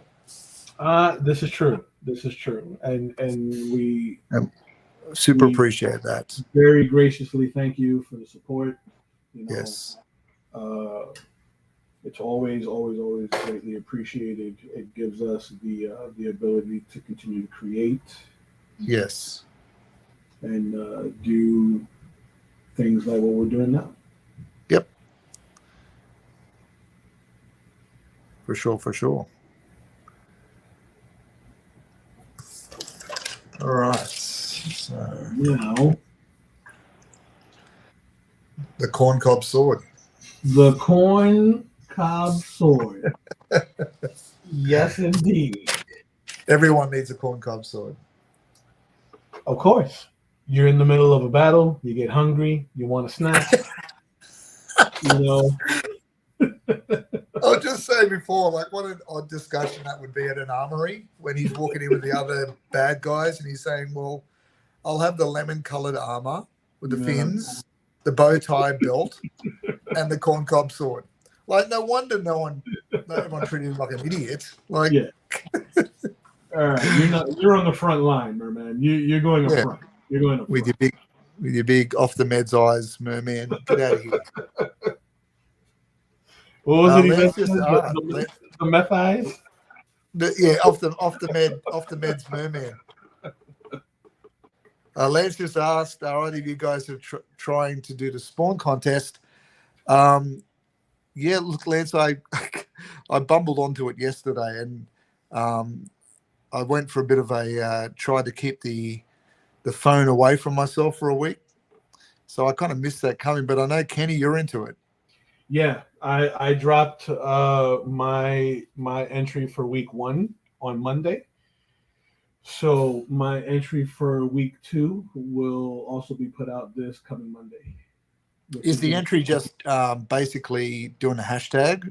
Is that what you're doing? Or so yeah, according to the rules, you have to use the hashtag Spawnuary and Spawn Cover Challenge and tag Todd McFarlane's Instagram account and the Todd McFarlane comics or production account in the post.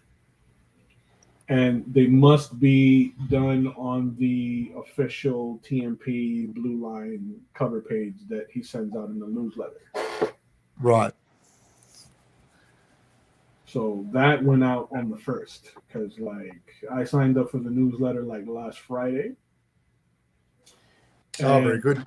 Yeah, and I had been waiting for the newsletter to like drop in my email so I can get started on the cover. So yeah, like Monday.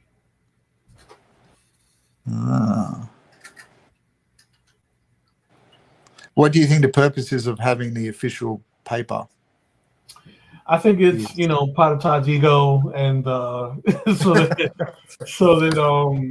that everything like is in format for Todd books. Yeah. Because he could have just said that it was 11 by 17. Those are very common. Yes. But I get it. Todd at the end of the day is a businessman. So and he's good at it, apparently. Absolutely. So I can't knock him for that. So now let's get some of this yellow, this lemon yellow. Lance says, "Good luck, Kenny." Thanks, Lance. And you know, even if I don't make it, then you know, I'll turn him into Prince. Then you're back here with me painting next week. I'll be back here again with Will. Yes, I am the date that you rely on when no one else calls. That's it. You're the background.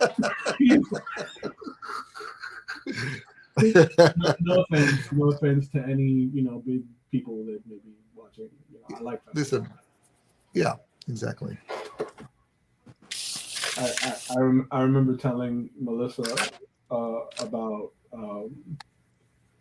this time in my 20s where I had like a phase where I only dated like fat girls. Oh yeah, right on.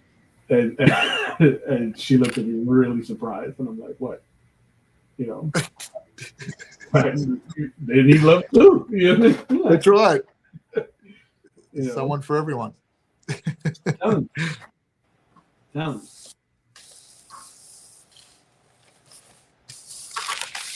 we go. All right, just about to put the brake handle in. Ooh. That was another one of our little things. The brake handle on the action figure swords. The parking brake handle. I wonder if the maces had that too. Did they have the brake handle on the mace? Nah, I don't think the maces had them. Didn't they? No, I don't know. The swords for sure. The battle axes didn't. I know He-Man's battle axe didn't have a brake handle. No, they didn't. The maces, that the swords for sure. I don't think they were like the heavier blunt weapons. Right.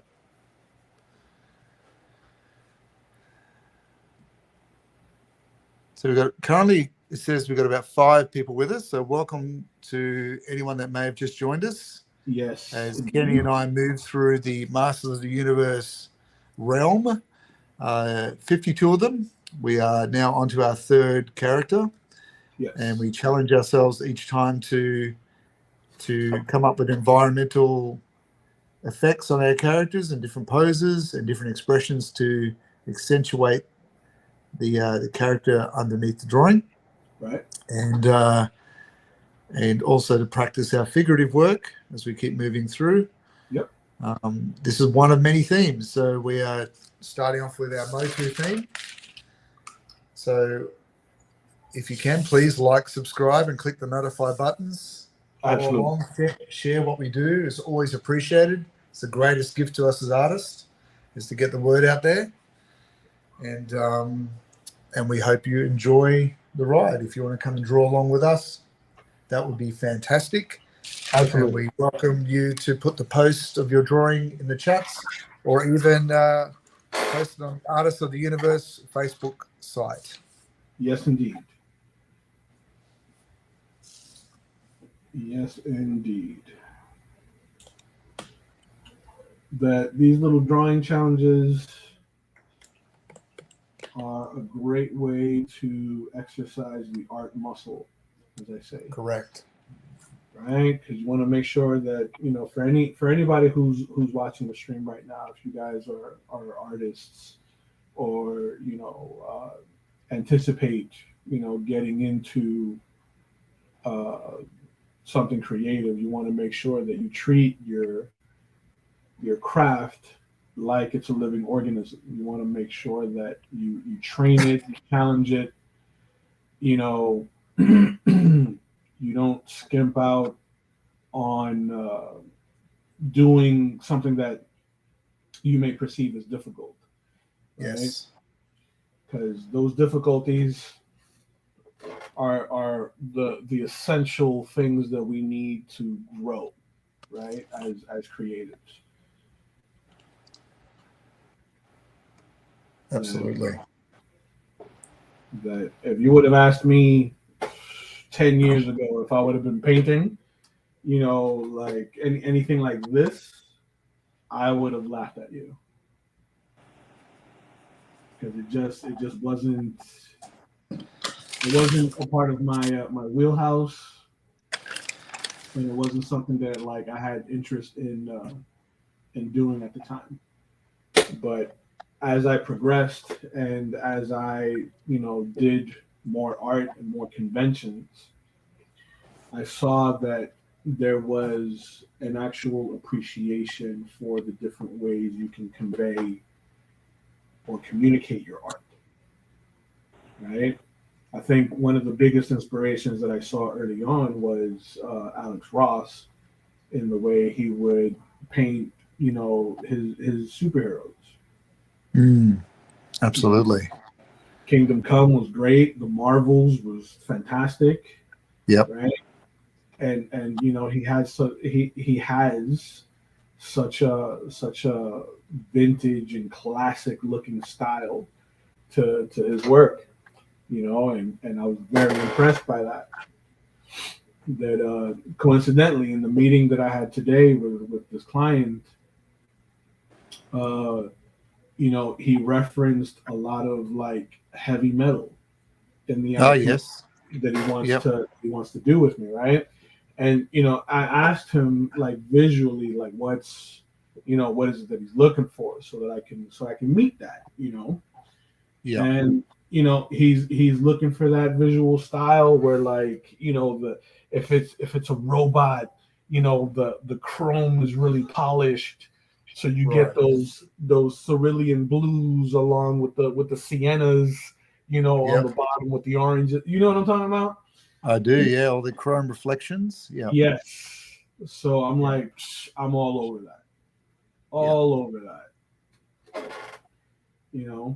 And I find it important to at the very least experience art in different styles. Yes. Right? Because there's always going to be something, regardless of the style, regardless of the time that it's been done, or the time that it was popular, that you can always incorporate into how you do your work present day. And like with your stuff, Kenny, it doesn't matter when you jump tech mediums or whether you jump genres. It's a Kenny Calderon piece. I can see that coming through. So it's when I think you've got a good handle on that, on your technique. So whether you're doing heavy metal piece or 2000 AD, or whether you're doing something as random as this, it's or Pokemon, I think that's your developed style is always going to come through with that stuff. So if you are collecting Kenny's works, they all marry together. Oh, well, I appreciate that. Well, I mean, it's one of the things that it wasn't something that I paid attention to. Yeah. Because I used to make the mistake of being a fad artist. Right. Right? Like the guy that would just emulate this particular style because it's like in right now. Yep. Like I think we all you're one of them. Yeah. You know what I mean? Like I think at one point or another we all fell victim of like doing things with a lot of pouches and a lot of lines on the faces. Yeah. We've all been there. We're all fallen victim to that. Yes. But yeah, man. I mean, I think it's important that explore different styles and how they can I guess be absorbed by your workflow. Yeah. And I think too, question why it's popular. Like why are people moving towards this style? And it helps you to understand how that fits in with what you do. True. Like that 90s patches, and that was a rock and roll era. It was indeed. Yeah, it was. It was the time for, I think it was like peak action movie. Yeah. Era. The big buff tough guys. Yeah. Walking away from explosions like Joe Ryan.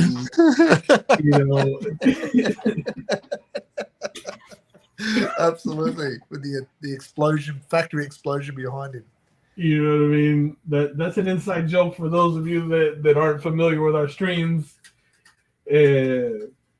But yeah, Joe, the that type of aesthetic. Yes.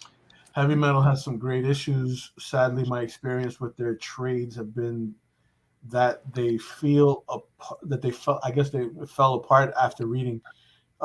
This was some years ago. So you mean like physically or like story wise, Andrew? If it's physically, I can understand that. I had the same thing with 2000 AD. They just collapsed after a bit. Oh, okay. So like, I guess the production of the book physically fell apart. Yeah. The production of the book wasn't great. I got you. Yes. Binding is important. Especially if you're doing something so dense. Yes. Yeah. Right? You want to make sure that it holds.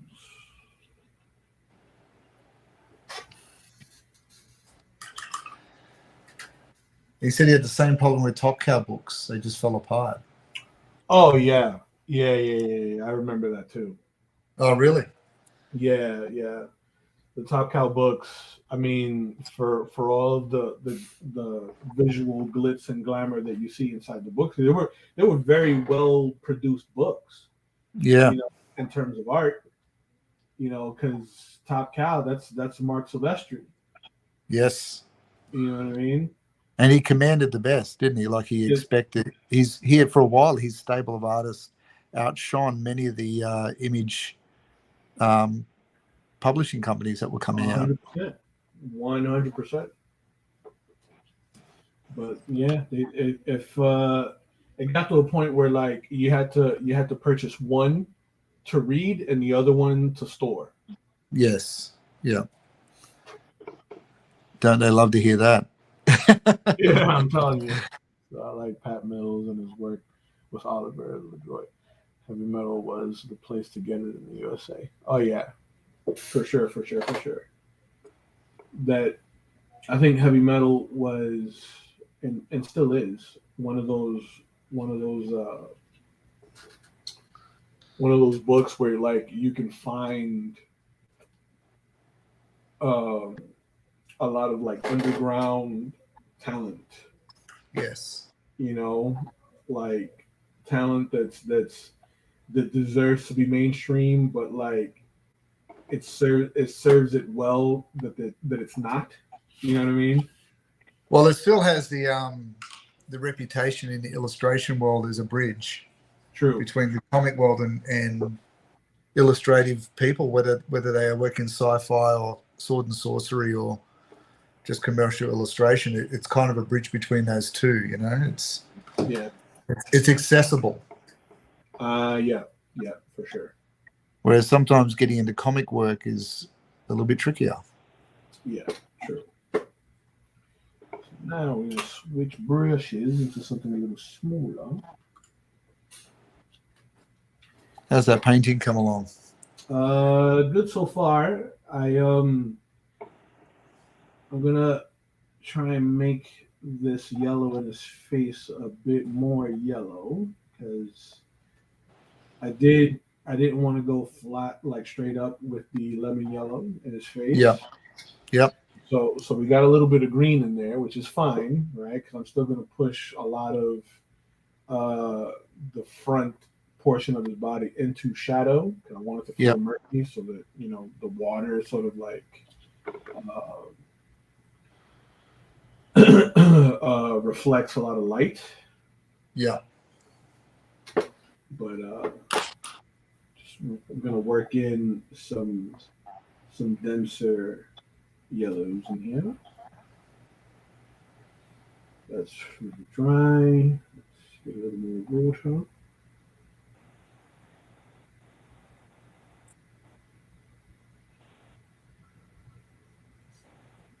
Here we go. That's better. So Andrew's saying he still backs Kickstarters, but I have lessened up my pace from its heyday. Shipping costs are just brutal over here, especially international. He's in the USA. Ooh. So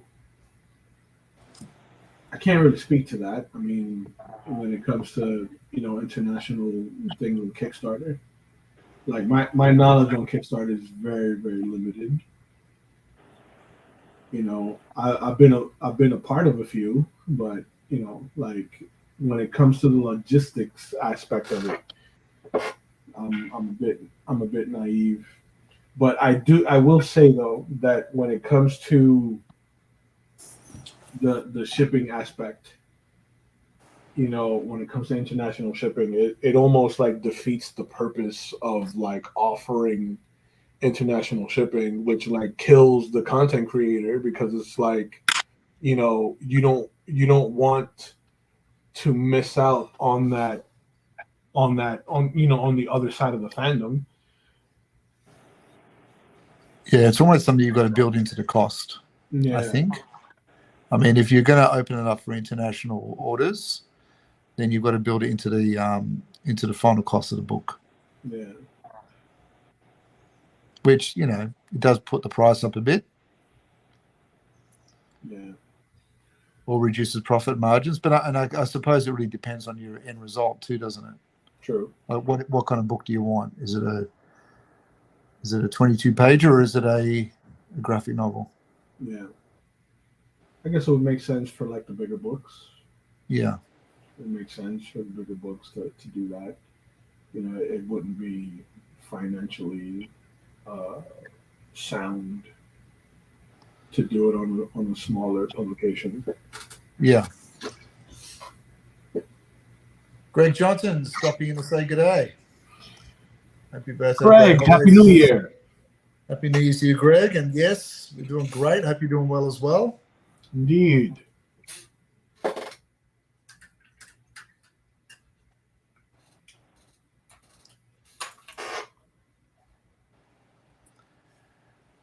So Andrew says, I've sent some stuff to Andrew Shaw, but it has been years. Yes, Andrew's a big Moon Knight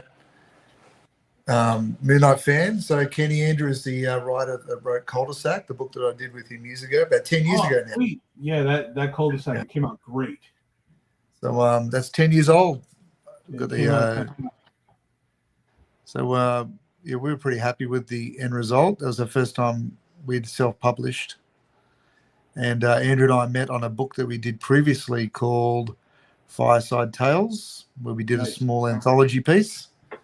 Because Andrew's a massive horror fan, and anything to know, he runs his own podcast too. Like anything to do with horror, Andrew's the man. Oh, sweet! It's very and a great writer. Like just very easy to work with. I like people that are easy to work with. Yeah. Cul-de-sac. I was very impressed. I dug it a lot. Oh, good. I'm glad. Thanks, man. I dug it a lot. That you definitely have the knack for horror. Like the way you depict horror imagery is like, it's great. It's top notch. That's that could probably get me incarcerated, but locked up in a padded room somewhere. No, not at all. I mean, look, if they give me a palette and some canvas, that's all right. Yeah. 3 hots on a cot, I could do that. You know what I mean? But at the end of the day, like the fact that you're able to depict this imagery in such a convincing manner, like that's a testament to you as an artist. Thanks, man. I appreciate that. I mean, I guess it's something that's look, I enjoy that stuff anyway, being an 80s kid. Mm-hmm. And it was always something that was piled high on top of the video player at home when I was younger, because mum and dad are big horror fans. But I guess it's just fun to put the art sensibilities that went into like the posters of the 80s horror books into something that was not just a poster. So, right. And there's a lot of great artists doing similar things, like people like Terry Wolfinger does a lot of his horror stuff in realism. So it's almost like, and he works in oils. You can go see when you go to convention, he does, he'll do like a brand, like a Boris Karloff, or he'll do you do a Dracula in oil painting, so he does some beautiful work. Yeah, beautiful. Terry Wolfinger, his name is. At a con? Yeah, he does all of the, he's stateside, so he does, or mainly the horror conventions. So Monsterpalooza, Texas Frightmare weekends, things like that. So he often does those. And he's all over the Instagrams and stuff, and follow his work. He's very good. Thank you, Andrew. Also has Fireside Tales. That was the first time I had ever used gouache, was Fireside Tales. I did it in just black wash and ink. Wow. Yeah, so that was a bit of fun. And it was the case where I was under a bit of a deadline because the previous artist on Fireside, for whatever reason, for the book that I did with Andrew, pulled out. I don't know what happened to him. Mm. And so that's when Steve Sparks, the editor and publisher, reached out to me and just said, I'll put you guys together and we'll do something. So it came together pretty quickly. Nice. But yeah, interesting. Great story. Andrew wrote a great story. It's a take on the Crossroads story. Ooh, okay. With the guitar, and he was a deaf guitarist. He wanted to be big, so he sold his soul at the Crossroads. Love it. Yeah, really good. And it's out of print, so hold on to it, Andrew. Hold on to it. There's not many left. Very nice. Yeah, if you got like a PDF of that. Yeah, I've got some. I'll send it.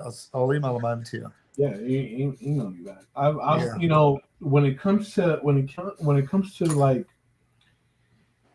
folklore horror, right? I guess if you can even consider that like a genre, right? When it comes to that, I love that kind of horror. Yeah. Where it really explores, the human psychology. Yes. On like what they would do, out of just hubris. Yeah. For sure. Like that stuff has always been like super interesting to me. So when we came up with the concept for Cul-de-sac, it was a similar thing. We wanted the aesthetic of kind of like the old Golden Books 1950s illustration. Yeah. But we wanted to do a anthology, but one that was all linked together.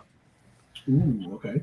So that's what it is. So each house in this street of 1950s Australia is all linked together with some sort of horrific, weird, twisted tale. I love it. And it was the idea too, like the old EC comics where, what goes around comes around sort of thing. That was the comeuppance was the cul-de-sac. What goes around comes around. So that was the premise for it. I love it. Once we wrap up the stream, I gotta talk to you about a book that I think I'll send out to you that I think you'll really like. It's a book called The Gun. Oh. Right, and it's from a publisher that I worked with extensively here in Florida about a haunted German Ruger. Nice. Right, that ends up being passed along to different hands, but yes, as the Ruger gets passed over to these different people, so like every story of the gun is a different story, but it's still the same gun. Right. It brings the possessor of the gun a lot of misfortune. Oh. Yeah. Nice. It's going to be a good story, a horror story, when it's got the in front of it. the gun, the myth, Indeed. the fog, the thing. Absolutely. And I was impressed. I dug it. I dug it a lot. Nice. Because it had that that monkey's paw kind of vibe to it. Yes. Yeah. You know, and the same publisher, they put out a series of books called Tommy that I did variant covers for, where the same shop where Tommy gets his rabbit from, his pet rabbit that turns out to be a psychopath. So for context, Tommy's a little kid, probably about 5-6 years old, right? And he's given a pet rabbit, right? That he calls Jack. Now, Jack is a psychopath.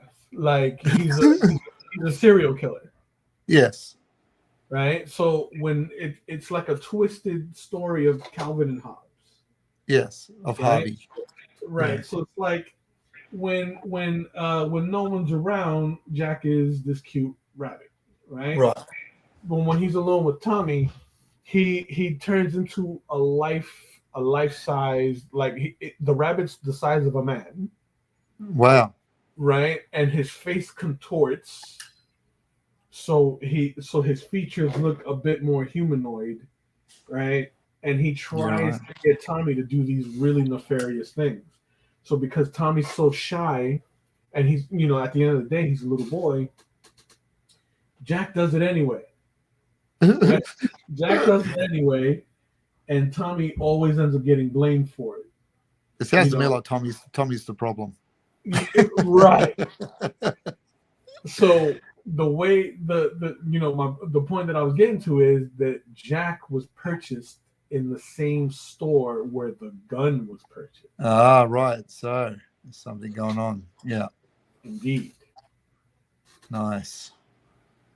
So like that's the thing that kind of like ties all of their books together. That one. The one catalyst. Yeah. Nice. Oh, what's Andrew put up there? Is it Stabbity Bunny? Stabbity Bunny? No, this is not Stabbity Bunny. But it sounds like it should be now. So fun fact, the guy that started Tommy has kind of like a beef with the people from Stabbity Bunny. Oh. That's hilarious. Because Stabbity Bunny was I guess like Stabbity Bunny became popular after. Oh, I see. Tommy, but like that's hilarious. Yeah. So it was kind of hilarious if you're from the outside looking in. Not hilarious for but it was one of those things where like I wasn't privy to it until like I was at a show where like the publisher that I was working with was there with the same people from Stabbity Bunny. Oh. And I'm like, man, why is John in such a foul mood? And it was because of that, dude. He's been in his second knife fight today. Like, what's going on? You know what I mean? So yeah, that's fun stuff at convention. Yeah. The ins and outs of the comic world, eh? I'm telling you. I'm just gonna work in some of this lemon yellow to make his face look a little bumpy, right? And bring forth some of that texture.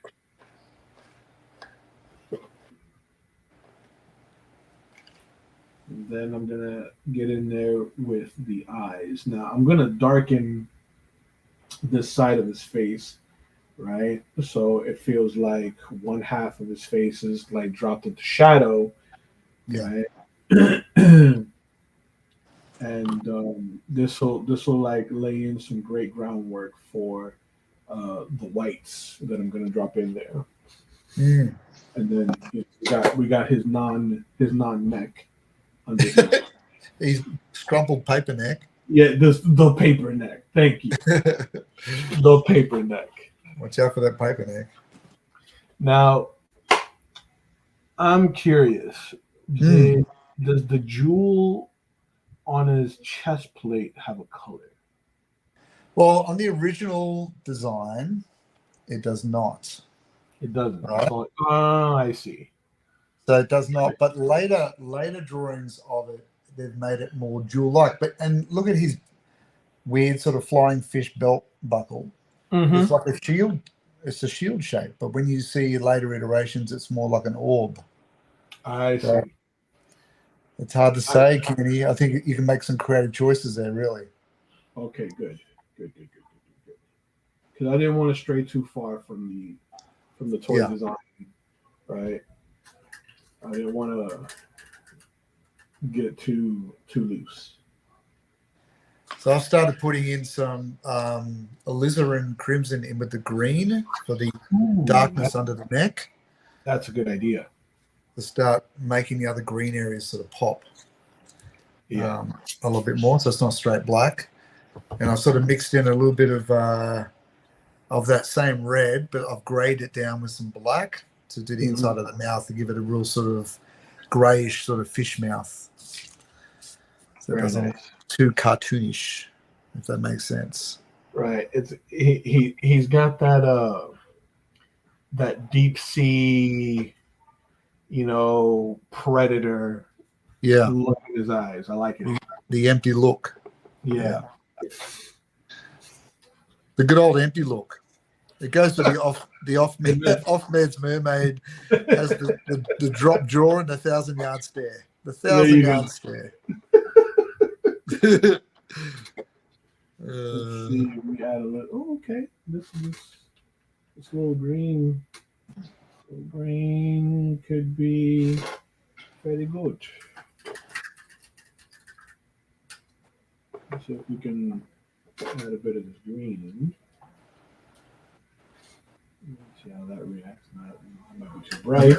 Nora Merman. Indeed. Let me get some of this green in here.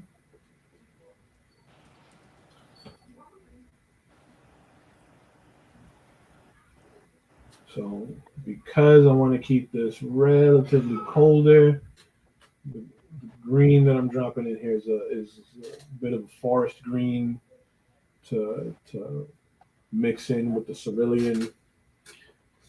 So we insinuate the teal. Yes.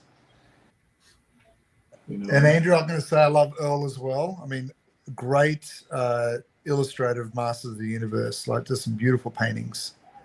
Oh yeah. When you get any of those newer books, like the collected editions of the mini comics, or they're all Earl Norman paintings on the front covers. Ooh. Very cool. Very painterly. Yep. Yeah, love that stuff.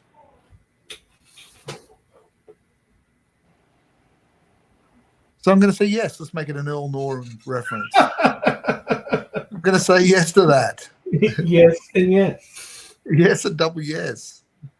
So I'm just adding some more Prussian blue now into his face and really starting to blue up the green on his face now. Which allows me to sort of get into the edge of some of that weird shell-like coral that's happening around his face. Mm-hmm. His barnacles. It's got to be painful. Yeah, well, it's hard when people make comment on your barnacles.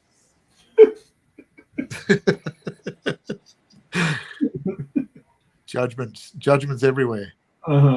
Merman, you got a little something on your face. What's going on with the? I know it's been a year since Christmas dinner last, but what's with the barnacle, Uncle Merman? Not many reflective surfaces in the deep, really.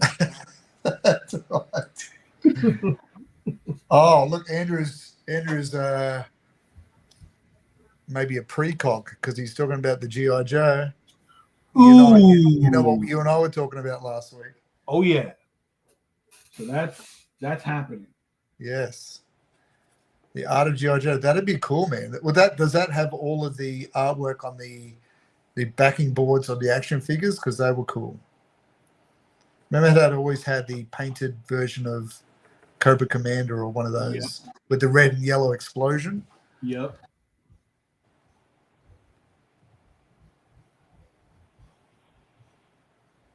That was always cool. Absolutely. Yeah, those blister cards, always very impressive, very eye-catching. Yes. Push. So we just had a few more people join us. So welcome. Give them a little bit of an intro as to what we is and what we're doing. Indeed. Welcome to everybody joining in on the stream. We appreciate you hanging out. Happy Friday evening if you're stateside, and happy Saturday morning if you're down under.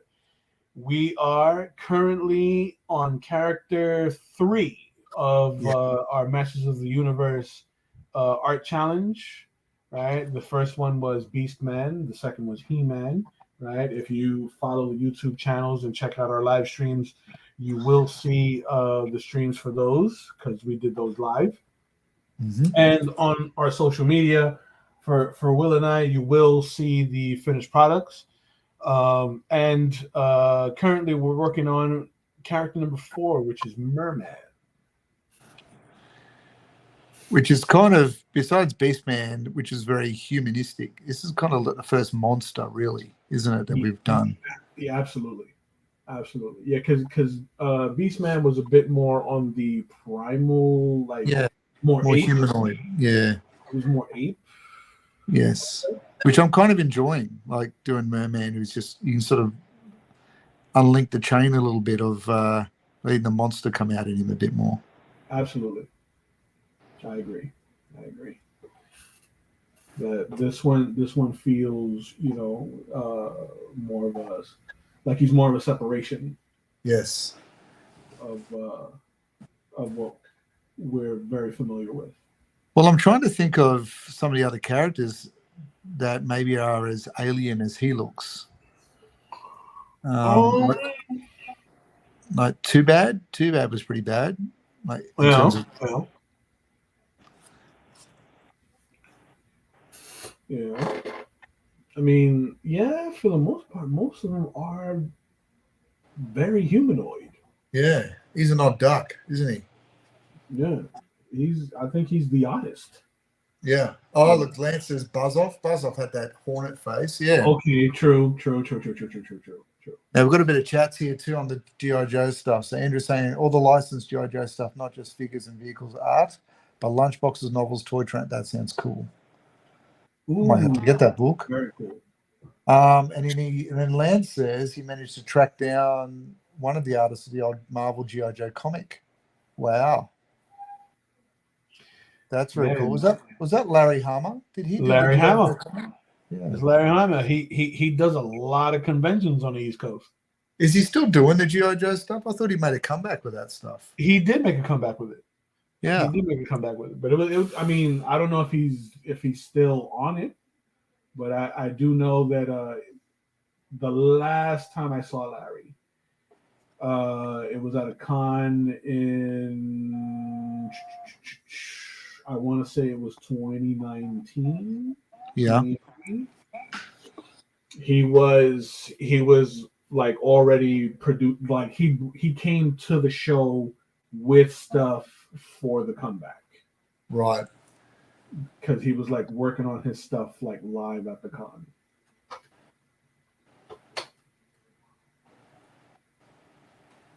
He kind of gave me like a grumpy old man vibe.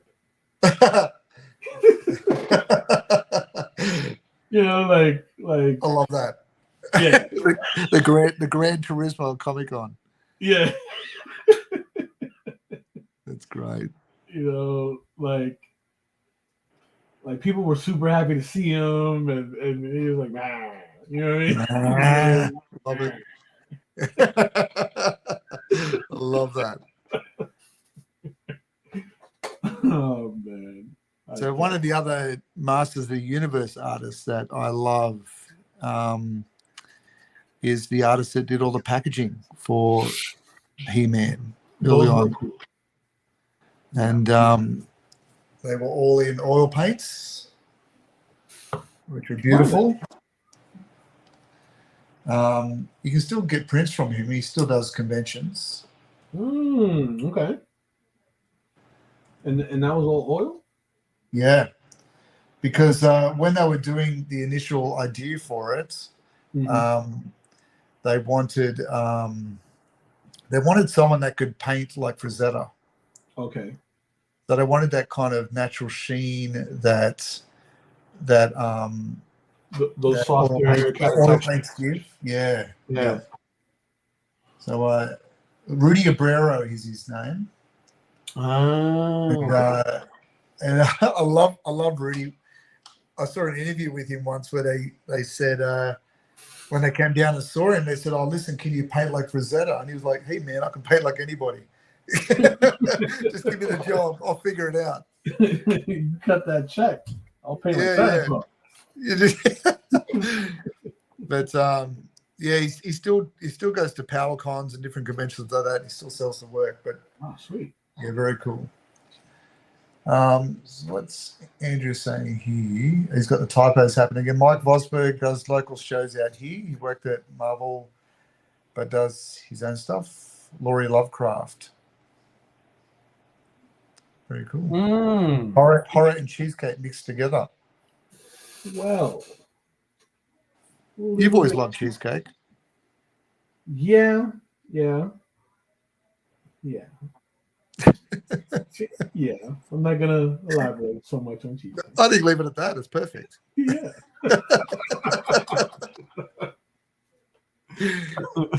take out of that what you will, people. There you go.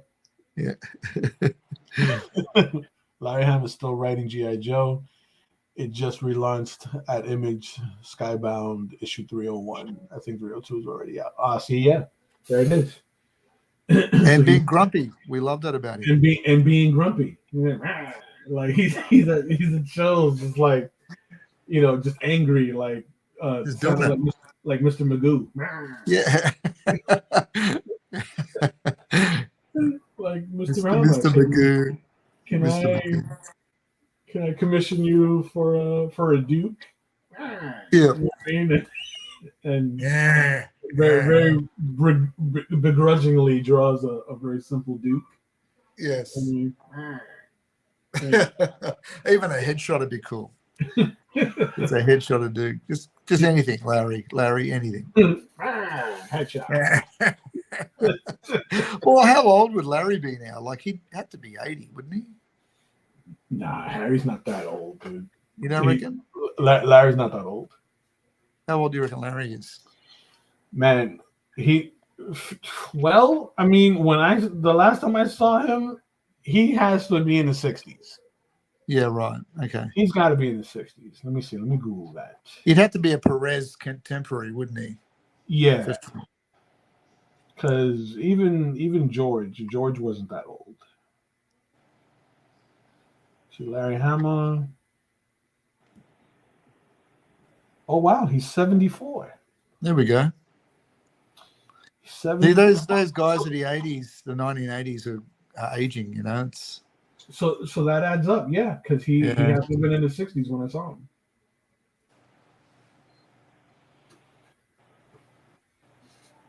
Man. I love that they all turn into Edward G. Robinson.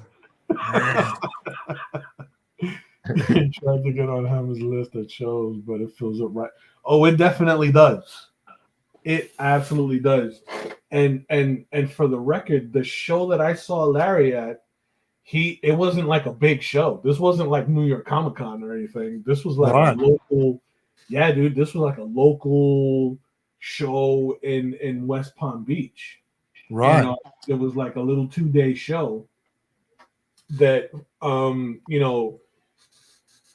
it really centered more so on like toys.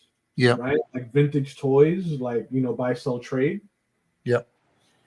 And like the comic aspect was a bit of a byproduct. It was like something that was like there as an adornment, just maybe that's why he was grumpy, was he? No, I mean, because people were there with like GI Joes and stuff. Oh, right. Yep. So they probably wanted them to like sign their their blister cards. Yeah. And there were like he had like GI Joe sketch covers. Yes. From IDW.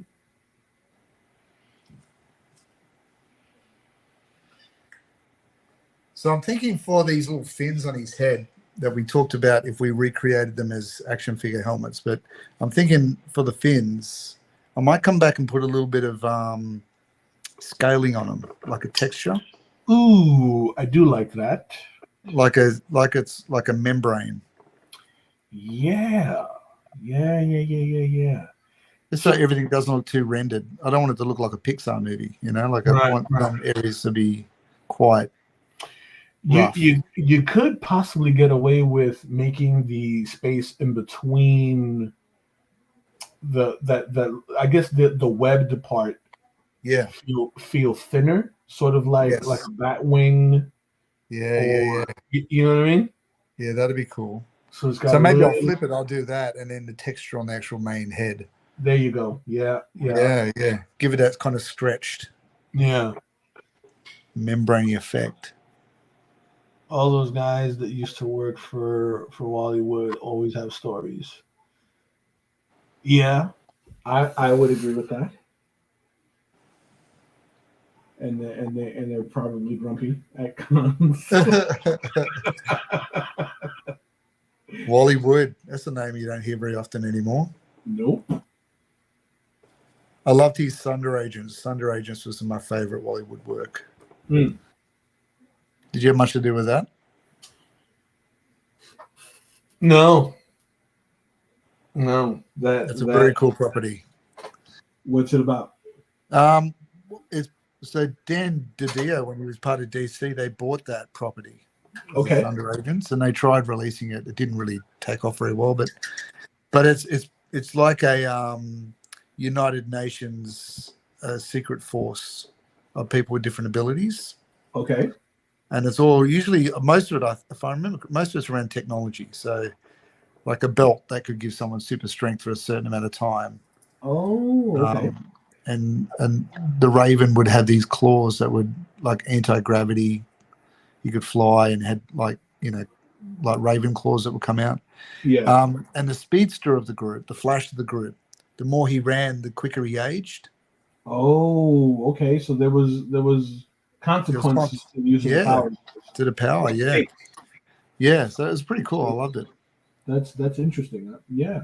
Thunder. It's one of those books, though, that really works well if you did it as a period piece. Like if you did it in the time it was meant to be set in. So like mid-century kind of deal? Yeah, if they try to make it contemporary, change the costumes. It just didn't quite feel what it was, I gotcha. Yeah. I gotcha. That does sound cool. Yeah, it was a good story. And it was Thunder Agents, you said? Thunder Agents, yeah. I'm gonna look into that.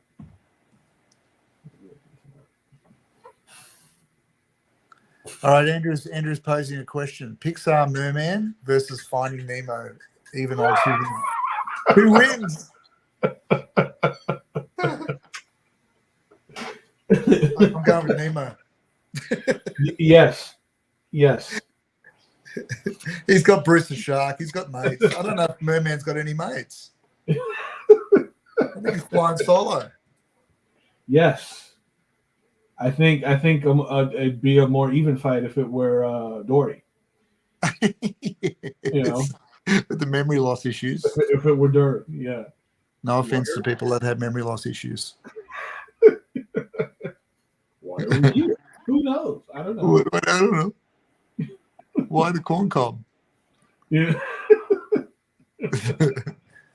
In case I get hungry and vital. There you go. Vince reckons he Nemo too. Now, what did you use there for the eyes? So for the eyes itself, I sort of used a bit of that alizarin crimson. Okay. Mixed it in with the lemon yellow. So I'm keeping with my local colours. Okay. And that's when I did this red sort of rim around the outside. Interesting. For the inside, I added straight ivory black with the red. So it's a very, very, very, very, very, very dark red. You can't even see the red in it. It's that dark. But it still allows the black to be tinted, so there's less blue in it, or less yellow in it. Because now down the bottom, I just added a bit of the Prussian blue with the black and white, and they gave it the reflected orb-like effect at the bottom. Because I do like that outer rim. That outer rim looks really cool. I'm going to try to emulate that a bit. Give it that real fishy look. Yeah. The marketplace fish. Yeah. So I'm going to use some of this red and a bit of this blue. A little more red into it.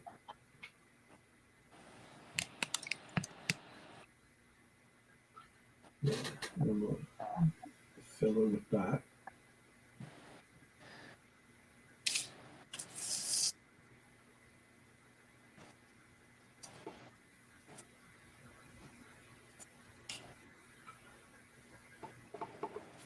Right.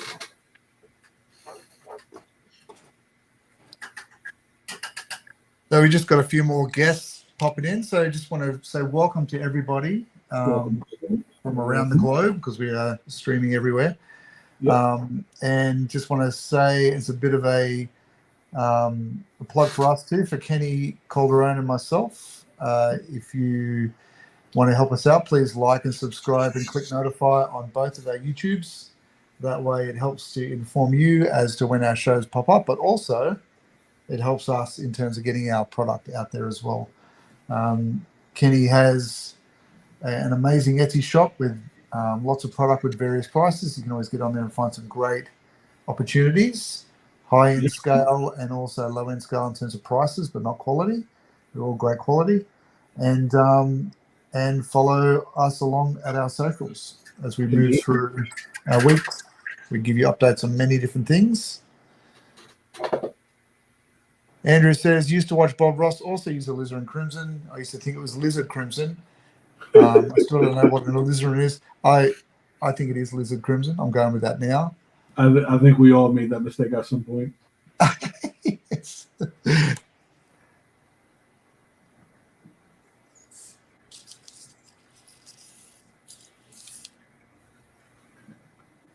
Indeed. So I was telling everyone about your Upper Deck series that you've been doing, Ken. So yeah, for about 3 going on 4 years, I've been a sketch card artist for Upper Deck, doing sketch cards for a few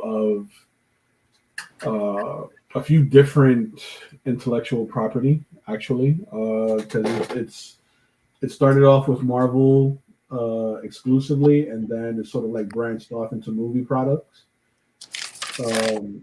And some historical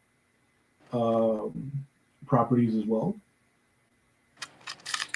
Because I did a set that was themed after the Wild West. Right? Very cool.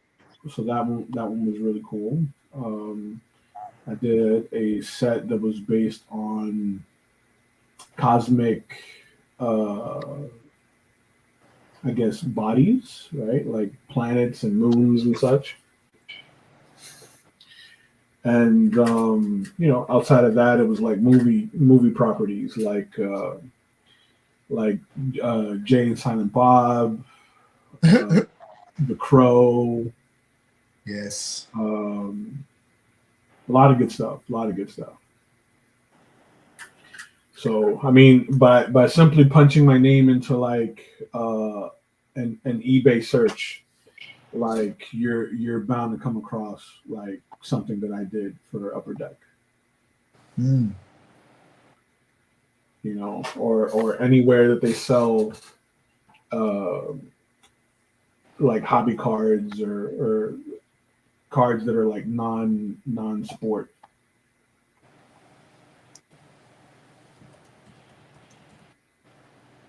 And I'm starting the year with another set. Premiere was the most recent Marvel set, which was a premium set because those cards were thick and they came like with multiple panels, right? So like in some cases there were like oversized sketch cards that were, the size of a postcard. Cards that opened up into, 2 to 5 panel books, like little mini booklets. Yeah, cool. Right. So those were a lot of fun to do. I posted a lot of them on my Instagram page for Wilding Studios. Yes. So if you guys are interested and are curious, you can definitely check those out on Wilding Studios on Instagram.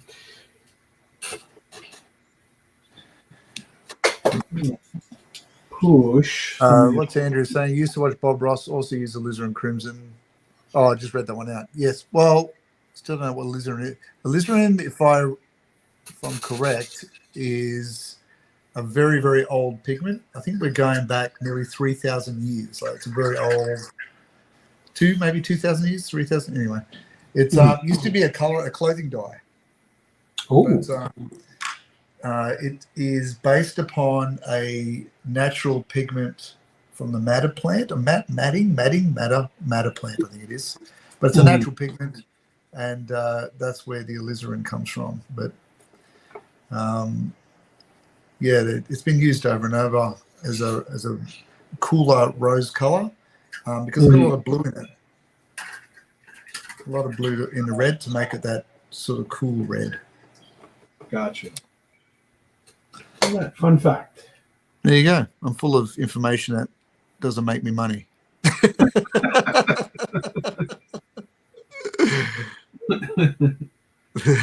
Well, there you go, ladies and gentlemen. My life.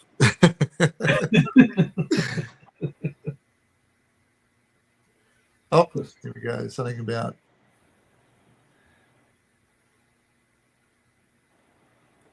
Do you feel like Marvel promotes the cards properly, Kenny? Do you feel like they do? Marvel does a terrible job of promoting their cards. I thought they stopped that decades ago. I bought a few old ones that are graded for laugh.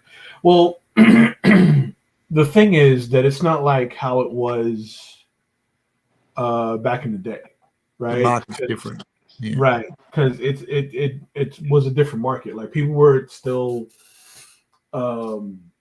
heavily purchasing like baseball cards. Yeah. You know what I mean? So the market today is a little different, and so is the consumer, right? Would you say that's because the speculator market has changed, or what do you think's happening there?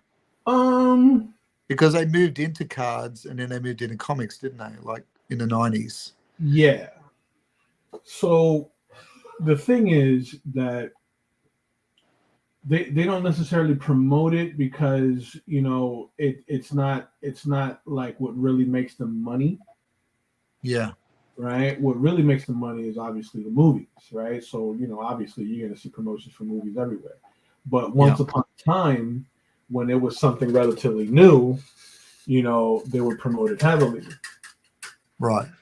Now these days, because of the market, it's become something that's like a niche kind of subculture that follows these collections. Yeah. You know what I mean? That like I didn't think sketch cards were a thing until I did a show in, I think it was in North Carolina. It was I think it was a show that I was in for, I think it was Raleigh, North Carolina, and I saw this artist, and he wasn't like like a famous well-known guy, but he was making sketch cards hand over fist. Yeah, right.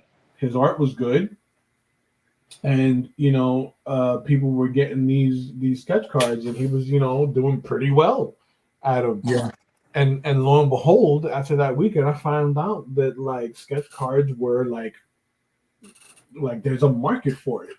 Yeah. You know, just like there's a market for cards for Magic the Gathering. Yes. You know what I mean? That sure, there's people that play the game, but there's people that actually collect the cards for the sake of collecting the cards because of the art that's on the card. You know, sure enough, anything produced is a collector for it, isn't there somewhere? Absolutely, 100%, 100%. And with the sketch cards, it's kind of kicked up a notch because you know this is original artwork that you're getting in the card packs, so you're guaranteed to get something that's one of one. You know, from an artist that Upper Deck has invited to work on the set. Yeah. And you've just you're about to start a new set, aren't you? Yeah. I'm actually waiting for my set to arrive in the mail. Yeah. Well done, man. Congratulations. You know, it's and you know, thank you. And it's one of those things that I enjoy, and I try to keep in touch with the talent agent for Upper Deck, and you know, apparently, you know, Marvel Premiere was a really popular set, so they're bringing me back for another run of Premiere. That's cool. Yeah. The new Marvel Masterpiece set was like $40 for 3 cards. Believe it, because they're all like hand. You would assume that they're all like hand painted pieces. Now, were they mass produced, or were you getting like original artwork on those Marvel Masterpieces? Because $40, you know, could be expensive, or it could be like right on the money, depending on if it was mass produced or if you got like some original work. Right. I know Magic cards are popular still, but just didn't know about comic book cards as a thing still. So when it comes to the comic book cards, you get a little more bang for your buck if it includes like some original artwork, or like there's like specialty sets where they'll theme the set after like a movie property. You know what I mean? Like those are still like doing pretty well, right?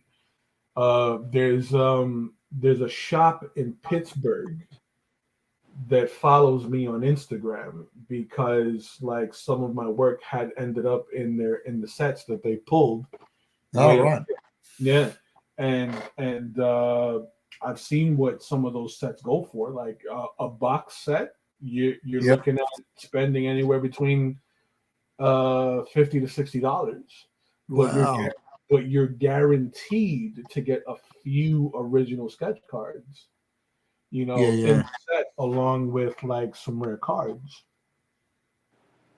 That's the thing now, isn't it? People buy them as a whole box rather than like when we were kids and you go down and buy a pack of 5. Yeah, you got to get the little pack. You buy back then. Now you buy a whole box set, which guarantees you something in there, right? Yeah. So Lance says no, they were not hand painted. There was a chance, but not 1 for 1 in a pack. So yeah, in that regard, it's kind of pricey, right? I guess I just need to wait for Disney to buy Upper Deck, and then they will promote it to me endlessly. Well, Disney just put out a card game. I don't know if you guys are aware of it. Did they really? They just put out a card game that just came out. I think it was in August. Hold on, I'll tell you what it's called right now. Card game. It's called Lorcana. So all the cards. So think of Magic the Gathering or Yu-Gi-Oh, but with Disney properties. Wow. Okay. Right, and all the artwork is beautifully done on all the cards. Yeah, nice. Right, and they even go as far as actually crediting the artist printed on the card. Wow. Right, so like, yeah, and it's really beautiful stuff. So they're building a collector's market. Yep, they're you know, they're trying to get in where they can fit in. You know, and I don't blame them. No, well, they're going to break the market. I'm surprised that they haven't pushed the role-playing stuff like D&D's been so popular. Oh, with its edition, you know. Give it a chance. Yeah, I'm surprised they're not working on something like that for sure. You know, give them time, because they've got a big universe. Like even if it's just the Marvel stuff, like a massive universe to play in. Oh yeah, but see, the cool thing about the Lorcana stuff, that this is like the classic Disney stuff, right? Because Yeah, I think Disney just hit like what, the 100-year mark or something last summer. So this is like the classic Disney stuff. So it's like Winnie the Pooh as like a wizard, and he's like, you know, using honey and his magic and stuff. It's cool. Oh like, yeah, that's cool.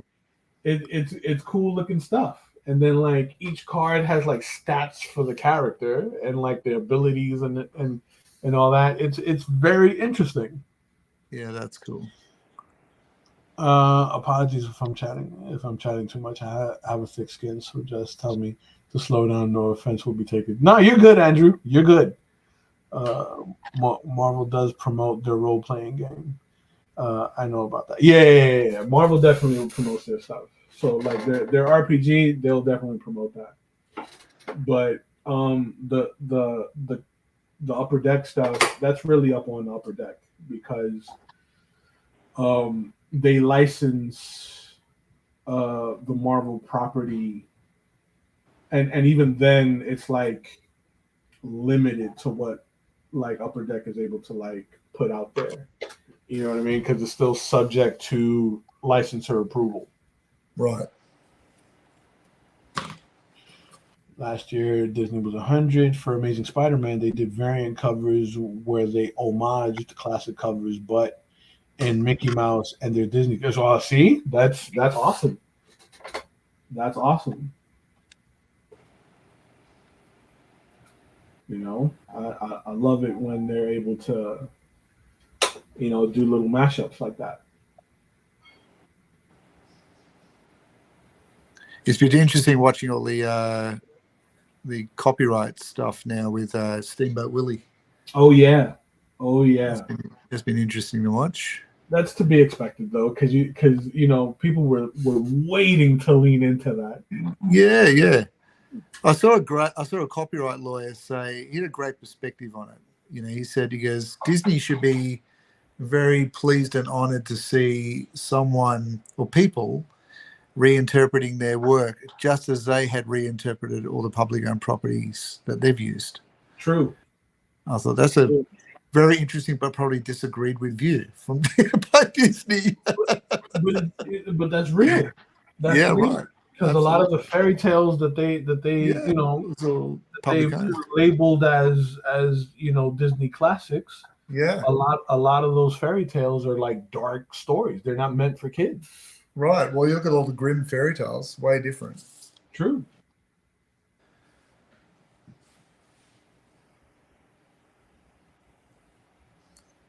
Oh, what's this? Marvel's got a rewards program for interacting with their website. Perfect for us mindless collectors.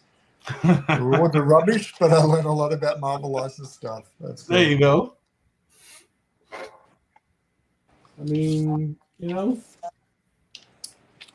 if they did more to, I guess, respect the IPs and less pandering to political messages and such, I think. Oh, yes. You know, it wouldn't have to be reduced into, you know. Agreed. But I think they're learning their lessons slowly. Yeah. How many millions can you lose? How many millions can you lose before you reflect? You know? This is true. Money speaks. If they weren't losing all that money, they might be a different approach. But right, it's going to sting what the bank account is. That's for sure. Mm-hmm. That's how you do it. You speak with the dollars. Yes, sir. So I'm adding a bit more of this cobalt blue to sort of pull out some of the details that I may have lost with the mixing of the color here, right? But I mean, the camera can't really pick it up too much, but these grays that you see through the color are Yeah. part of the paper bag neck, right? Yes.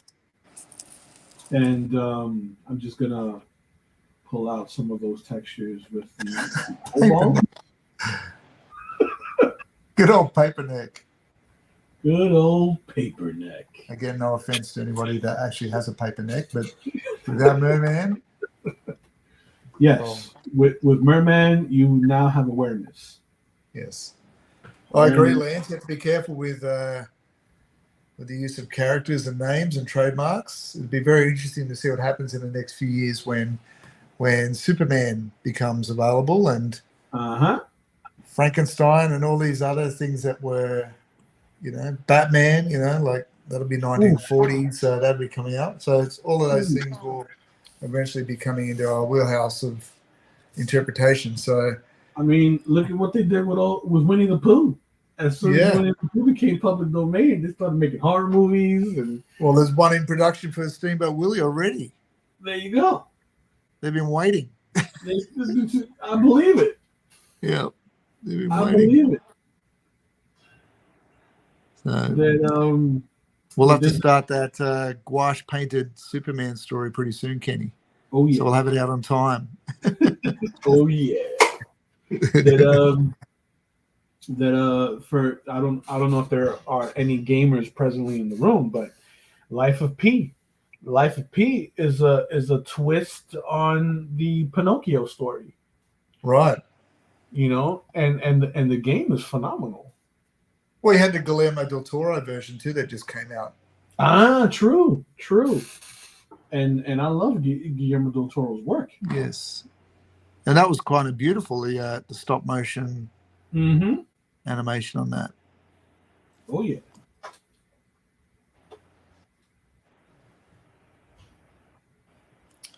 So my Merman on screen's looking fairly dark, but it's not as dark as that. For some reason, the screen's making it look a lot darker. But no, I dig it because I can see the separation in the webs. That's nice.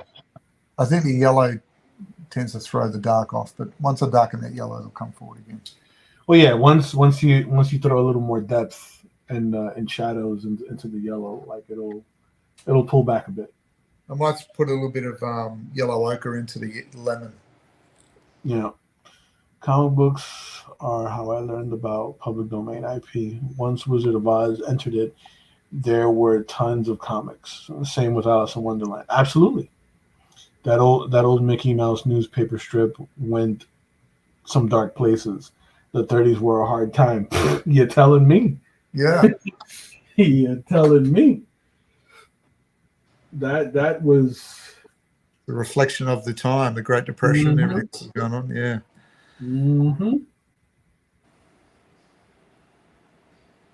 Yeah. How are you going to treat around his eyes, Kenny? So you've got that coral yellow. Are you going to do any textural stuff around that? Yeah, absolutely. So I'm waiting for this to settle a bit more because I don't want to overwork it because I'm going to end up pulling paint out. Yes. So that I can come in with something that's a bit more opaque for those textures. I mean, at the end, I'm still going to apply some ink to this. Are you? Yep. Some black ink, right? Because there's going to be some hard blacks in some areas just to reinforce that murky night effect that I'm trying to convey. Yep. And I'm gonna whatever I leave alone, I'm gonna hit it with the white so that we get that glisten off the scales. Yes, because he's wet. Yes, indeed. So I'm just kind of adding some of those cobalt blues, so I get a little bit of clearer shape language in some areas with the muscle tone and such. Yep. And push some areas into shadow. Good night, Deland Stewart. Thanks for coming out, buddy. We'll see you next time. Have a great week.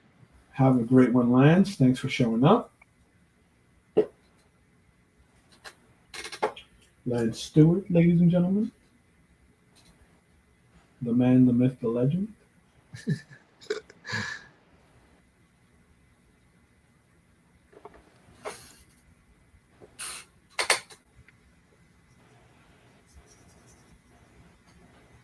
So I will say that at my last con, which was last month, yep, I came across like some 80s babies that saw the He-Man and Beastman and nearly lost their minds. Right? We like to hear that. Because, you know, where is there, you know, where are you going to come across some nostalgia like that?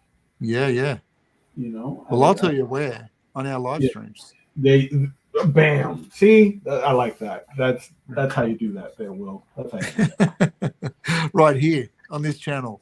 That's here. Exactly. I like that. Good save, Will. Good save. Especially when we've been talking about what we've been talking about with the future live streams. Yep. I think we'll be leaning right into that. Mm-hmm. Like, you get me more and more excited about mechs the more we talk about it. Oof. I'm really excited for that one. Yeah. Really, really excited for that one because we can do a couple things with that. Like, shoot, we could even explore some classic old school anime if you're funny. You know, some Battle of the Planets. Oh, stop it! Ultron. I'm talking dirty now, huh? You're getting me excited. You're getting me excited with the bop when you start talking bop. I'm talking dirty now, huh? Oh my god! Dude, that would be a dream. If I could ever work on a Battle of the Planets book, that would be a dream project. Oof. Yeah, and I think your style would work for that. I'd stay there forever. I'd be the Larry Harmer of Battle of the Planets. I'd just stay there. That's right. I love it. I gotta change this water. Give me a second, ladies and gentlemen. Gotta change the water. Gotta get rid of the swamp water. Yeah. So while Kenny's doing that, I'll just explain what I'm doing. I'm sort of moving through the yellow coral now, and I've got a little bit of that alizarin crimson in with the yellow ochre, which gives me a nice sort of brown that sort of marries with the yellow nicely. So I'm going to put this in to darken up some of those facial features. As I move through here, this blends with the nicer green and the blues. And sort of knocks it back a little bit in tone. All right, back. So while I allow all of the values that I applied to Merman to settle a bit more, I'm going to drop in my larger values for the water. All right. And the things that will be floating in the water, I'm going to do that in black, but I'm not going to do that in ink so that they remain relatively soft in comparison to what I do with the ink. Right? Because I like playing around with the visual textures because it's like, you know, the eye tends to separate that in a way where it creates the illusion of depth. Absolutely. Yep. Push this into some deeper yellow.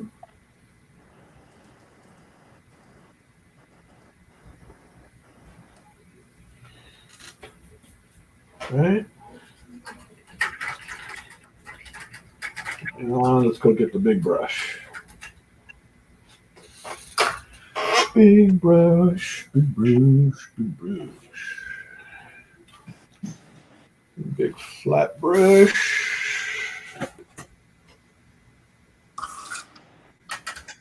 So when do you start to apply your background? Are you going to get your foreground worked out first, Kenny? Is that your plan? Yeah, I'm gonna get the foreground laid in, right, or at least blocked in, right? Because some areas I'm gonna leave negative, Yeah. and so I can pull out a bit so you guys can see that in its entirety. I'm gonna leave some areas negative, right? Yep. So that it gives me a little bit of leeway to do some harder whites with the ink, with the white ink. Yep. Right. And then I'm going to come back in here and drop a lot of this into shadow, give him the glares, the scales on his body. Yep. The sheen. Yep. Yes, indeed. Let's wake up this purple.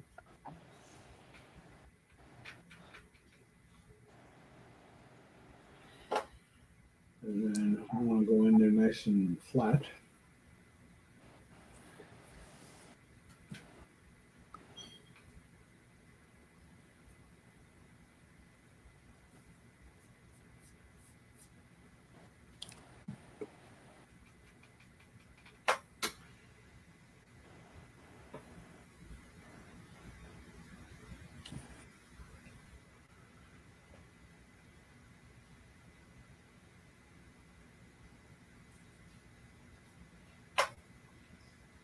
So if you have joined us and you're painting or drawing along, we'd love to see your work.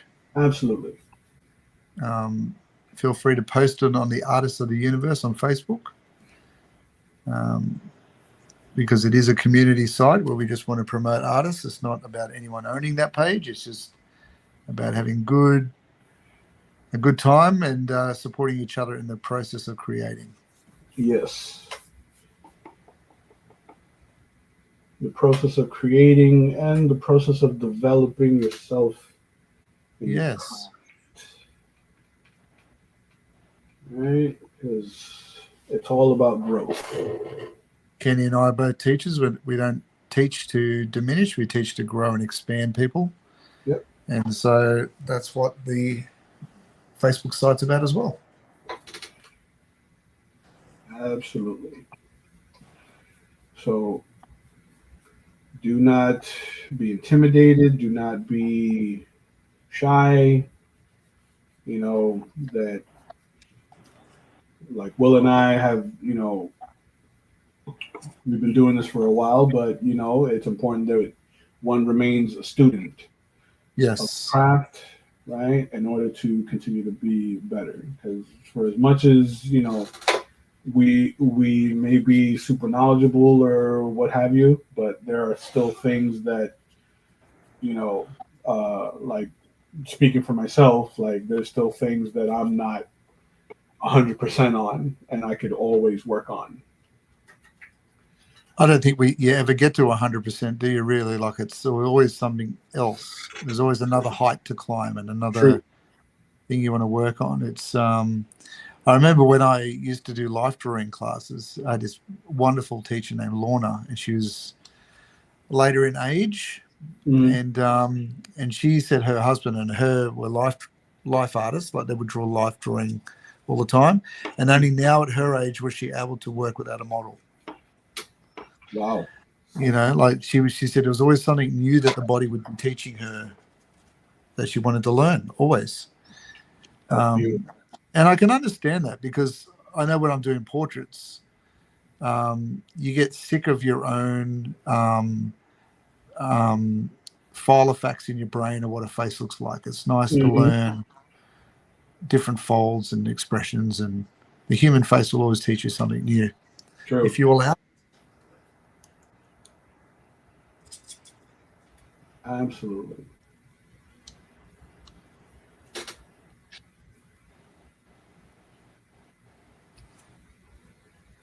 So here I'm playing with two different purple. Ooh, I like the purple.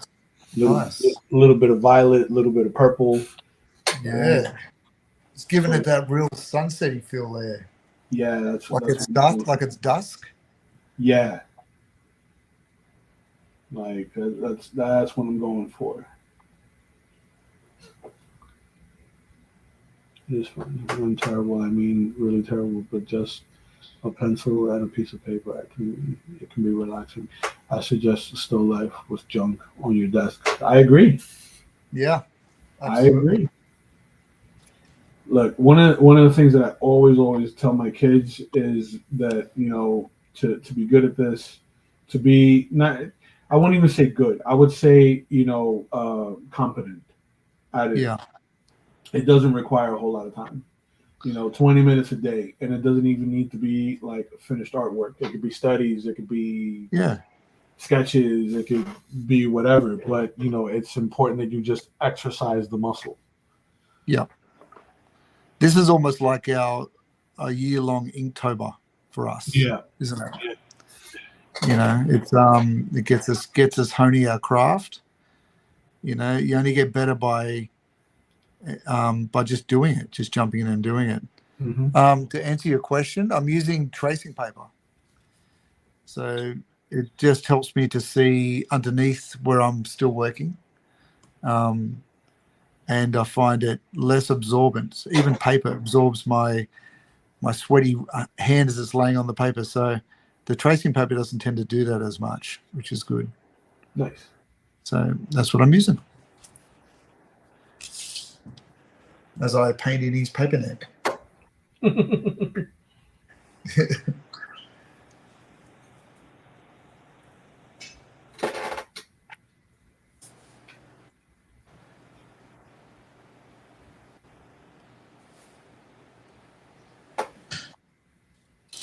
Yeah, you've got that real twilight kind of dusk feeling happening there, Kenny, with that pink and purples. That's what I'm going for, because you know, I wanted to definitely push Merman forward. Yeah, like you could even darken that whole foreground of Merman up. Oh, absolutely. Just have the light winking from behind. I mean, that would be a creepy image. Yeah, like right through here. Right up. Yeah, just have like an outline of highlight from the light coming behind. That would be cool.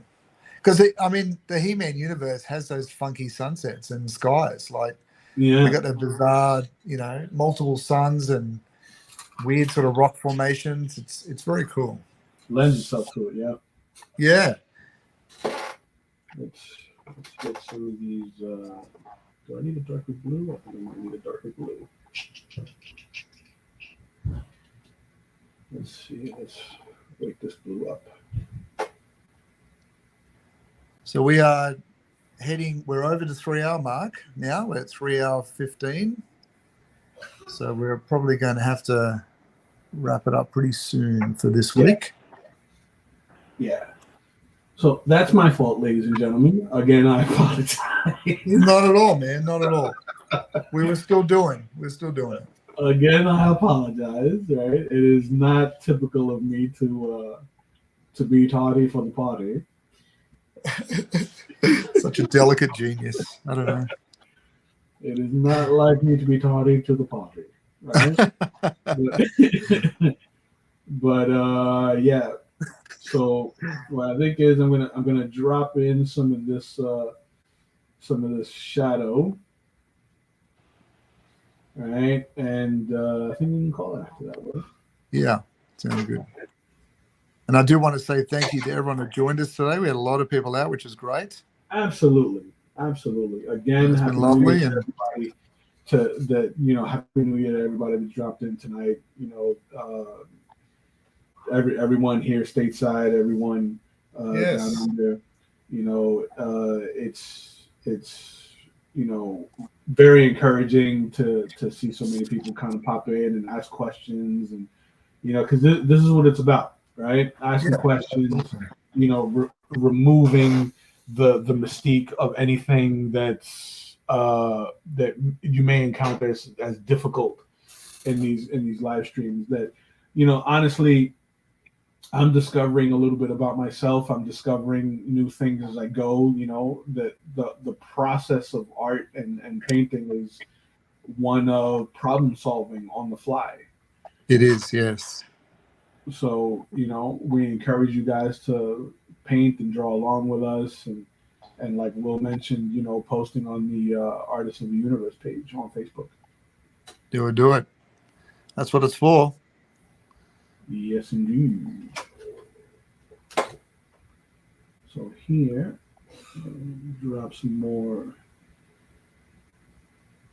over yonder.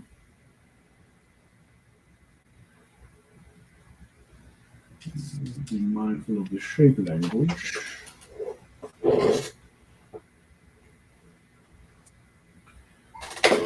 Some more of this blue. Thanks, Yvette. And yes, the banter is a bonus for us as well. Thank you. Thank you. Well, you know, you know, it's important. It's important. Yeah. Right. That, you know, it was one of the things that I enjoyed most about sharing a studio space with other artists. Yeah. Is that even though we would all kind of like be off in our own studio space, you know, we would leave the doors open so we could just kind of shout weird things at one another from across the hall. Yes. And it was the osmosis. Yes. You know, you feed off of one another.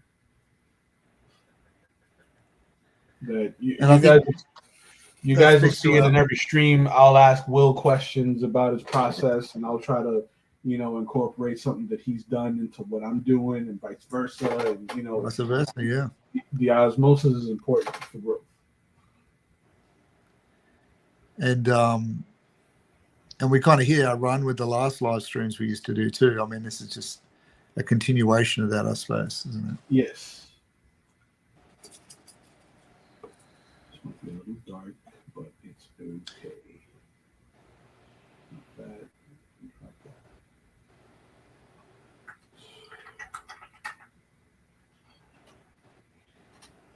So what's the next convention you're appearing at, Kenny? My next con is going to be Beyond Comic-Con in North Miami Beach. So if you guys are in the South Florida area in February, Beyond Comic-Con, I believe, is February 18th, which is a Saturday. And it's a one-day event, but it's free admission at the door. And, you know, it's a very family-friendly con. I'll be there with copies of my art book. Volume 2 is still in production. I'm like building volume 2 of the art of Kenny Calderon, and I may have copies of Tragedy the manga with me for that event, as well as some new art prints that I've been working on. Nice. Which the artwork on that Tragedy manga looked great. I remember you showing me the internal work on that. Very nice. Oh, thank you, sir. Thank you, sir. I'm very, very proud of it. You know, everyone that I've shown has been very impressed with it. Yeah. So, you know, I'm gonna have it at my table in time for the anime con that I'm going to be doing in May, as well as Puerto Rico Comic Con in March. That's in March, is it? Yes, sir. Yeah. Yes, indeed. I believe it's the last weekend in March. Right.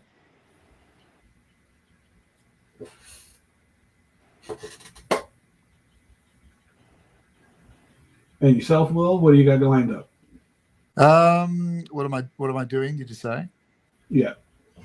So at the moment, got a sale on Etsy. So all the Legendary Series 1 that I have remaining, there's only about 5, I think, that are for sale, as well as other assorted artwork. And at the moment, I am just building content. So doing a bit of writing over the next week. So we talked about that last week, and working on these future shows, and really just putting things in motion for the year, really. So some exciting things are coming. So I've just ordered some canvas and frames that are arriving this week. So I'm doing some oil painting as well. So yeah, so it'll be interesting. Start building the content on the YouTube and then hit the ground running for this year. So it's going to be interesting. Are you available for tattoos? I am. The books are pretty full at the moment. That's good. So it's kind of, it is good. It's back to back, and I'm still constructing the studio. So I'll probably be moving things out of the way to fit the chair in. So it's been very interesting. Nice. But yes, all of that and more. So 2024 is going to be a big year, I think. Good. We love to hear it. Yeah. We love to hear it. And if we can keep these live streams up, we'll get through our list of 52 MOTU characters. Mm-hmm. I'm kind of looking forward to some of the really obscure ones I haven't done before. So am I. Yeah, like I haven't done a Man-at-Arms before. That's going to be interesting. Not that he's obscure, but some of the other weird ones like Buzz Off. I've never done a Buzz Off before. Yeah, I got it. I mean, because like if you're gonna do a Masters of the Universe character, of course you're gonna do He-Man, you're gonna do Skeletor, you're gonna do like the main cast, right? Yeah. Yes. Who's gonna say, "Ooh, I want to do Merman"? You know what I mean? Yeah. Yes. But one's like a scare glow. That would be an interesting one to do. You know, like who's gonna volunteer for that? Nobody. Not even him. Look at him. He doesn't know what time it is. Yeah. Off the meds, Merman doesn't know where he is. Maybe that's why he's so angry. Like, what? He's got his Larry Harmer going.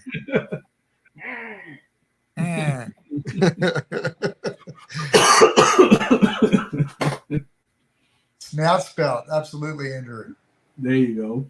Absolutely. And we did switch places because I think Kenny, you jumped out for a second. Yeah. And then you jumped back in and you switched places with me on the screen. It was weird. Okay. Yeah. That's cool. Yeah. Here's what it is. Indeed. Yeah, Snout spout would be an interesting one. Yeah. Let me look that one up. Faker would be fun to do. I'm looking forward to Faker too. He's towards the end, I think, on our list. Oh wow! Okay, that is interesting. Yeah, the elephant. Yeah, he's just Cobra Khan is another good one. A man with a metal elephant head. Yeah, but he's got the parking brake. He's got the parking brake in the axe. He does. Yes, I can't unsee it now. It's everywhere. He's got the parking brake.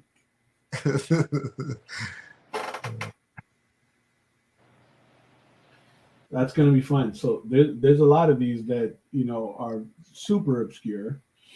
Yeah, but, they'll be interesting because it's like even though the character is very obscure and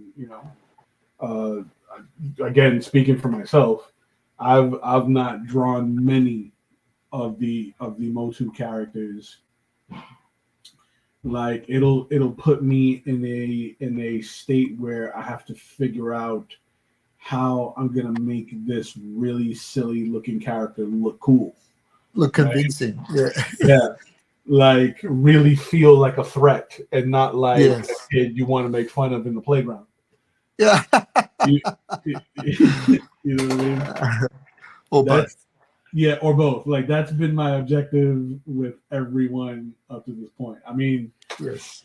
Beastman was my experiment. It was like, can I make Beastman look cool, right? And I think it came up pretty decent. You did, you know. And then He-Man's kind of straightforward because he's like the mascot, right? Yeah. But then it's like Merman. How do you make Merman look menacing? Yeah. You know what I mean? The good thing about that is that Merman, the pressure's off. Like I felt the pressure release a bit with Merman because I wasn't trying to do like how many iterations of He-Man have we seen? Lots. Right.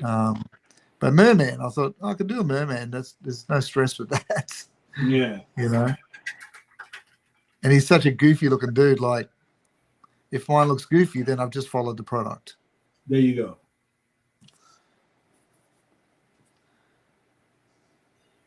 I think I'm gonna like give him the little needle teeth. Yes, I did that. Yeah, the little piranha teeth. Yeah. Yeah, with a little gel pen to make it feel sharp. Yes.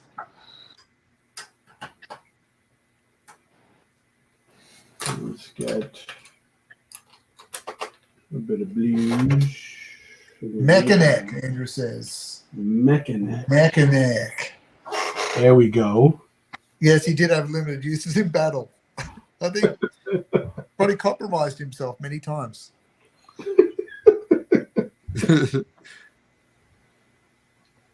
Yes.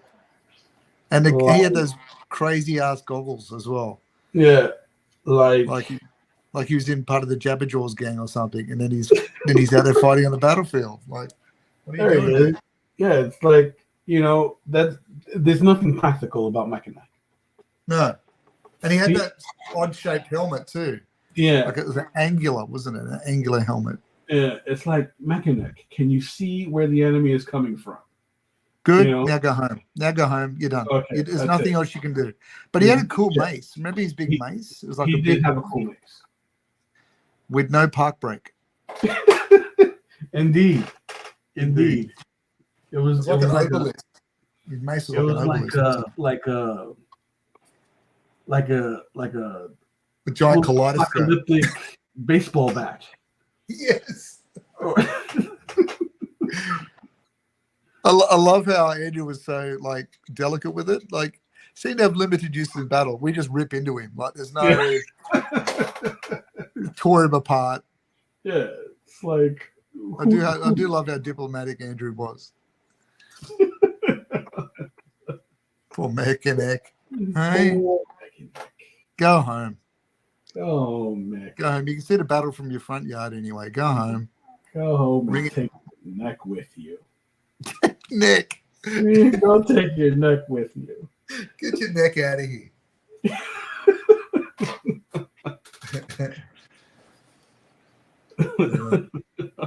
I tell you. All right, ladies and gents, we're about to wrap this up. Yep, because both of us are falling into the abyss of insanity. We 100% appreciate all of you jumping in on the stream, and even if you're watching this after we've gone live, yes, we appreciate you watching this even then. Again, Happy New Year to everyone. And tune in next week as we wrap up this goofy looking guy that's off his meds. Off meds, Merman. Can he said, enjoy your week, make it a creative one.